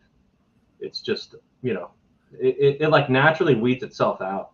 Like, if you're down with any of it, like, you're going to be down with what we're doing. So that's cool, that's cool. But the hard part is that there's like, all of us like gnarly indie comic fans, because I mean, we're all indie comic fans, right? I mean, CBP, you're a huge we're all indie comic fans, right? We're just so far dispersed, and we're like so far, we're like naturally hermits. We're like we like hide in our rooms and read, and we all have like 6 friends, Yep. It's so we're all kind of like in our own little bubbles. But if you ever wander into our bubble and you're kind of curious, if you're curious, you're gonna dig what we're doing, because we're really trying to do a good job, and I'm pretty sure that it shows through our work. I love that Kevin is bringing it in with the 8 puns. He says, sounds like the creative group were seriously monkeying around, and you heard him, you will go bananas. I like that. That's why I love it when Kevin pops in. So I will tell you, thank you so much. You know how much I enjoy your work, how much I will I'll give you my 2 cents on unnamed project to be, and I'm excited that my goal for the summer is to do more like analytical like breakdowns of series, just because for me to want to do those right, it takes more time, and I can't do that while I'm, brainwashing kids with a critical race theory based liberal agenda. Whoa, gnarly. Yeah. Whew. That is my goal for some of that, but I really like how this plays off on multiple levels, right? That if you think you're the kind of person that wants the quick action, big story, then I think you get fan service of that in the first couple of issues, and then it hooks you, and you're like, oh goddamn, I'm going to learn about how this monkey became a soldier. Then I think it's a good way to hook you and maybe push you into story elements that you may not be into. But I appreciate it. I will honestly tell everybody that this is one of those stories that I'll say, if you have ever picked up any of the books where I'm like, you should definitely read this, or you can tell me and I will send you $4. Like, this is one of those books that is in that vein for me, that I am so intrigued by it that I want to get beyond my, you said we all have 6 friends. That's awfully kind of you, sir, for I got 5 friends. I was just trying to be generous. I don't think I have that many, but I'll say 6. It makes me feel like one of the cool kids. But I definitely think everybody should go to elcrudo.com and read issue number 1. If you're intrigued, I definitely think getting 4 physical issues for $20 is an absolute steal. They will come to you very quickly, packaged very beautifully in a Gemini, and it will come nestled with a prophesized production sticker that you can stare at on a daily basis. But this becomes one of those books that I think more people should be talking about, because you chuckle at the premise of murder, punisher, ape, and then can look at just how complex of a story that you can tell from a premise where you're like, oh, that's kind of weird. And I think that shows the good creativity of an idea. So go to the website, go back, issue number 5, Say Your Prayers Now. Both of those links I think I put in the description. If not, I'll do it as soon as we get done. But this is going to be one of those books that I, as a fan and somebody who wants to get that 7th, 8th, or 9th friend to talk to about a book, that I'm going to try and do more things to share out, to get more people to talk about this, because, while you are on the outside looking in based on the hundreds of sales, I definitely think that this is one of those books that is very, very capable of hitting one of those bigger thresholds where we can get you sold out of that offset printing, and then I can get a sexy El Crudo volume 1, and then a volume 2, and then a volume 3, and then I will back the sexy hardcover project, because I think it's that cool of a story. And I love how depressing the chat has become now, because now it's become the race to the bottom of I have one friend a couple of towns away in Instagram. I have my mom. I got to get to work, and then I rent a friend, and they offer leases. So I love how all of the right kind of sad people are in here, where it's like, yeah, I wish I felt better about myself after that, but I don't feel better about myself after that. Sorry, it's like, And yeah, Shutter does have some blue tape with my nipple hair coming on it. So I will tell you, thank you so much. I'm going to DM you some questions about Unnamed Project that I am done flashing in front of the camera, that if you want to see it, you'll have to rewind the video. But I'm very excited. Go back the project. You know that it's around for it's around for at least 12. Let's make El Crudo have a bigger splash, and we can have the El Crudo Koozie Club that we can have a reading group that, you know, we'll have shop talk on Thursday nights. We'll pick another night during the week to have the El Crudo Koozie Club, like book, like animal based book of the month. But I appreciate you. I thank you so very much for your time, and I will liberate you to enjoy your Washington evening. Awesome, man. Thanks so much for your support. Like, you know, like, you're cool, man. Anytime you want to chat, let me know. It doesn't have to be a stream, dude.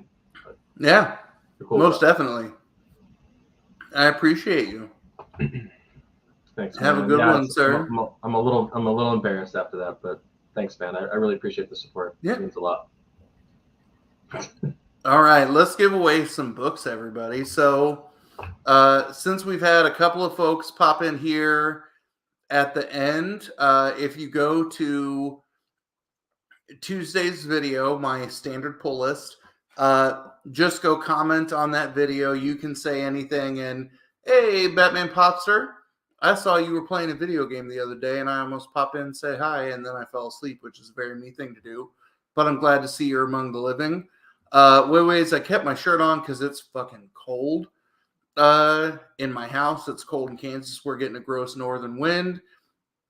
Hell yeah, let's be part of the Koozie crew. But I really enjoy this book. You can see that as much as I, you know, laughed at Shudder's, you know, blink if you're being held hostage. You know that I like talking to somebody like Manny because he is another one of those creators who is a fan, and he is somebody who is balancing in the same way that we are between our fandom, our family, and our careers. He's doing the same thing while also adding, you know, the creation of a comic book into that. And I think it's something that's pretty cool. So in the same way that I have made myself a self-appointed, you know, disciple of all things David Hazan and Nottingham, then in the same way that Manny and his friends many moons ago created the religion for the great drunken ape, then, you know, I'll just self-appoint myself as not an apostle, but and nowhere near a prophet, but I will definitely sing the praises. So you may be asking yourself, what are you getting in this week's poser pile? This week's poser pile is West of Sundown #1 from Vault Comics. This was not on my pull list, and I'm punching myself, and I'm excited that I was able to get 2 copies, one for me and one for you. It's Tim Seeley and a bunch of other real fucking talented people writing a pretty cool period vampire book. The Rocketeer, I mean, that's just a classic. This is one of the ones I haven't read. If you don't like The Rocketeer, then you probably also hate America. It's weird for me to give away a DC book, but I really like Batman Beyond Neo Year, that I think this is setting up something that's pretty cool. Batman 112, I bought a second copy so I could try and get another entry ticket into the 125. I'll be honest with you. If I win it based on your ticket, you're not getting it. And then the other book that wasn't on the pull list that I'm absolutely enamored with is Stargirl #1 from Behemoth. It's all completed by Lucas Mendonica. And you don't hear me talk about speculation stuff all that often, but I'm pretty sure Behemoth was just picked up by somebody that does they were purchased by a larger entity that does a lot of sci-fi stuff. And I've seen news recently of several Behemoth titles in the optioned range. So if you're that kind of person, there becomes a benefit. But I picked this up because this is the A cover. This is the one that I'm giving away. And I'm keeping the B cover for myself. But I saw both of these covers sitting out where all of the new issues are. And I had no frame of reference for what this book was about, but there was just something about the way that these two characters were portrayed in very different ways that drew me in. And right, there's something about this that makes it sing from a color perspective. It's a sci-fi story where you're seeing the Stargirls are, in theory, the last of a broader like protector class of people that folks think were extinct. So there's a big, ongoing conflict.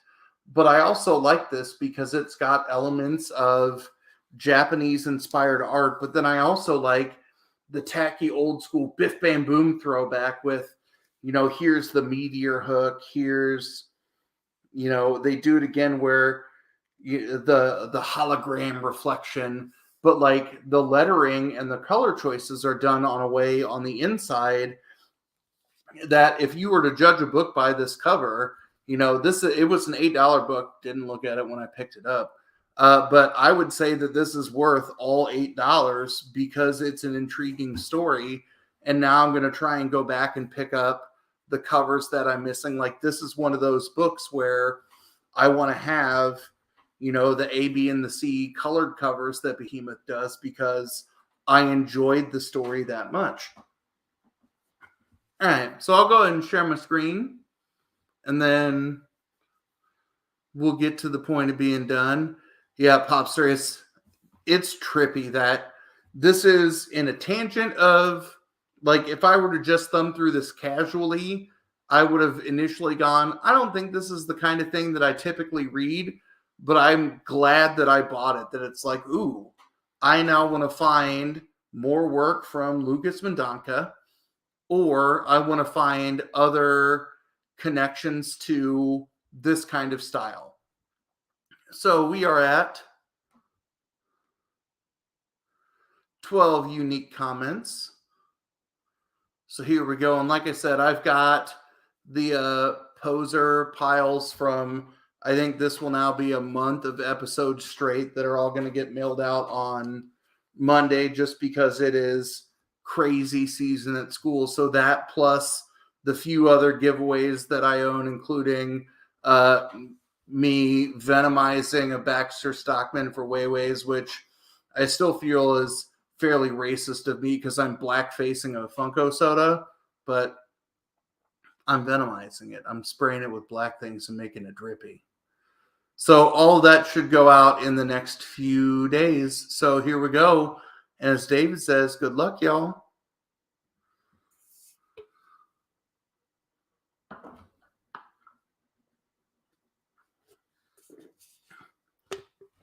That is 2 weeks in a row for Shudderdeck.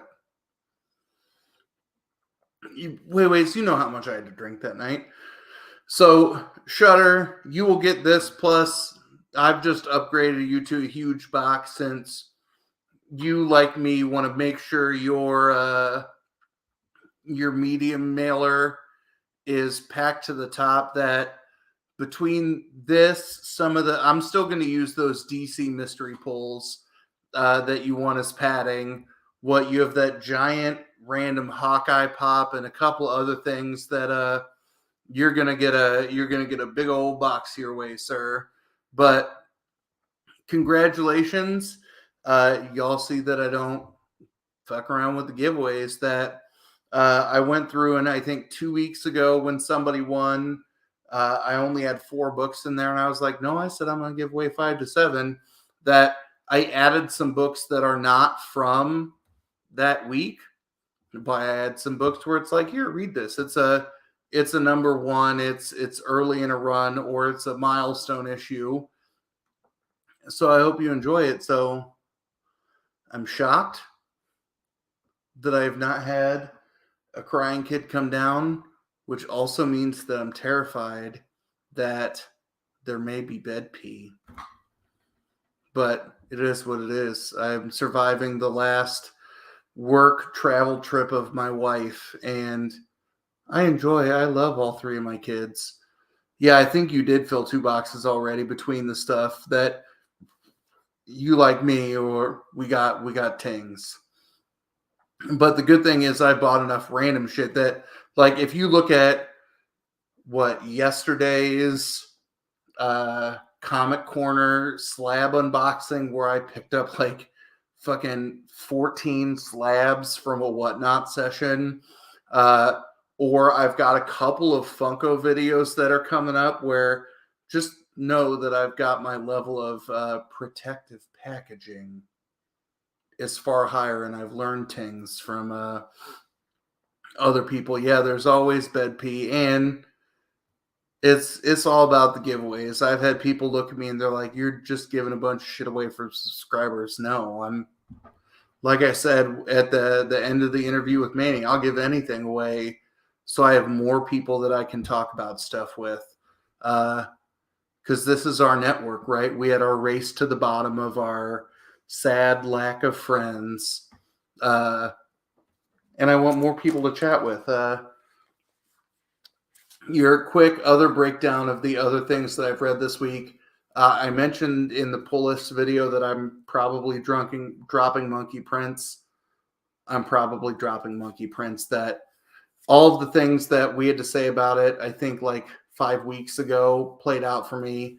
I really like that. I'm intrigued to pick up more issues of this. And then you heard me talk about these two things. I read Nottingham, which I think we all know is probably going to be my pick of the week, unless there's something in here, you know, this 3 inches of comics between now and Sunday that blows me away. But I think that's what I got. I think I'm going to try and go to bed. Oh, I know what I was going to tell you. So the last thing I will pull up for the 6 of you who are in here, it's announcing tomorrow morning on Instagram, or midday tomorrow. But I will tell you all now who our interview guest is for next week, if somebody can guess from the image that I've posted. Ooh, that's a pretty sexy Bren's variant for Miles Morales number 38. All right, so I posted this picture on my Instagram yesterday, that these were 3 books that I picked up when I ordered some stuff off of Amazon. So the last one is, I think it's Paint. It's a DC young adult novel. You can see the DC, or Deadpool kills the Marvel Universe, and then you can see the first volume of Savage Avengers. So if anybody wants to venture a quick guess across any of those 3 books with who or what we may be interviewing next week, I'll give you a second, and then I'll tell you all before you see the announcement. Oddball says he's excited. Oddball, you got a guess?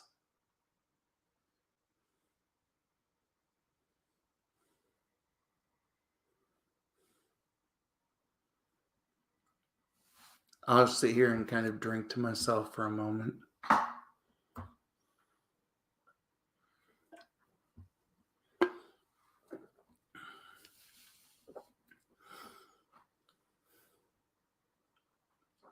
The other 2 books have nothing to do with it. It's all about Savage Avengers. It's not Duggan. Who's writing the next Savage Avengers title?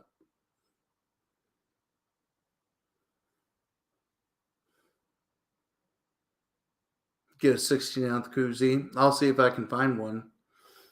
So I will tell you all this. I do not know a goddamn thing about Conan. I know Wolverine. I know Venom. I know Elektra. I know the Punisher.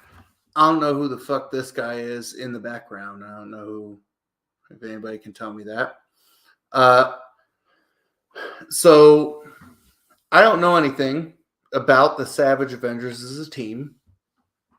When I asked the person I'm interviewing where they think I should peek at to understand what's happening on their upcoming run, they said, well, what Jerry Duggan did in the previous 30-some issues is pretty solid. So I picked up the trade of the first one. Next week, we are interviewing of indie comics fame, or of self-published indie comics fame, the author of Spencer and Locke and the OZ.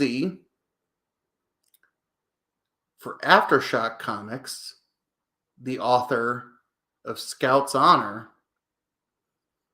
And on May the 4th be with you, the author of the next volume of Savage Avengers, David Pepose, will be joining us. So I'm excited to fanboy out on some of the indie work. I'm excited to learn some shit about what the Savage Avengers are and how he feels following up somebody like Jerry Duggan. But I was excited to jump at that opportunity. And if you all really enjoyed, the interviews that we had with Travis and the crew last week, with Manny tonight, or with David a couple of weeks ago, Pepose is in that same kind of vein of a very chill creator. And in the same way that we liked being able to ask current creators about what they're reading, if you go look at David Pepose's Twitter, because I think he's more active on Twitter than Instagram, he'll tell you what he's reading at that very moment. So to be able to talk about his upcoming release, but then to be able to talk shop with him and be able to talk about some books that have come out, I'm super excited for that to happen next week. But we will see what kinds of things that I can bundle for some non-poster pile giveaways.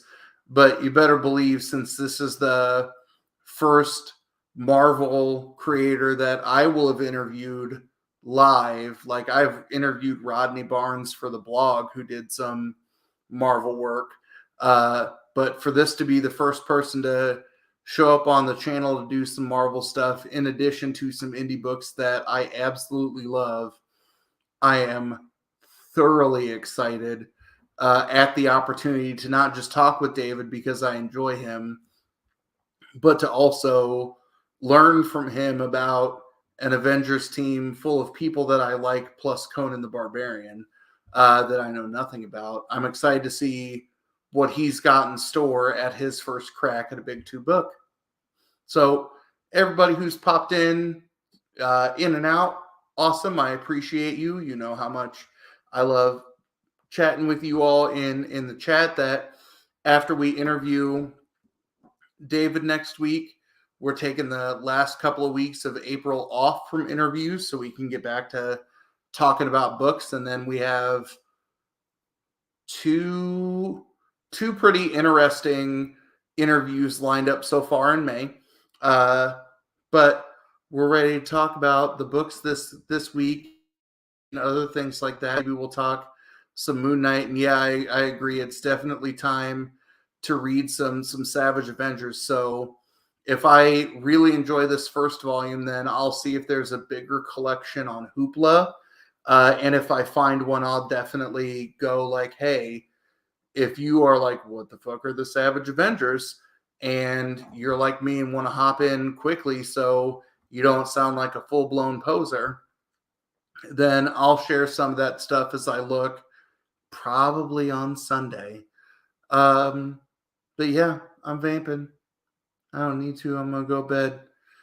Thank you, David, for the super chat earlier. Thank you, everybody, for the comments on the pull list video. Hopefully, you all check out El Krudo. At least go read that first issue on the website. That I think hopefully you'll see some of the things in that book that I see, or why I think Manny is such a great creator based on his level of intuition and learning from book to book. That is definitely something I think everybody should check out. So as always, y'all, thanks for stopping by. Have a good one.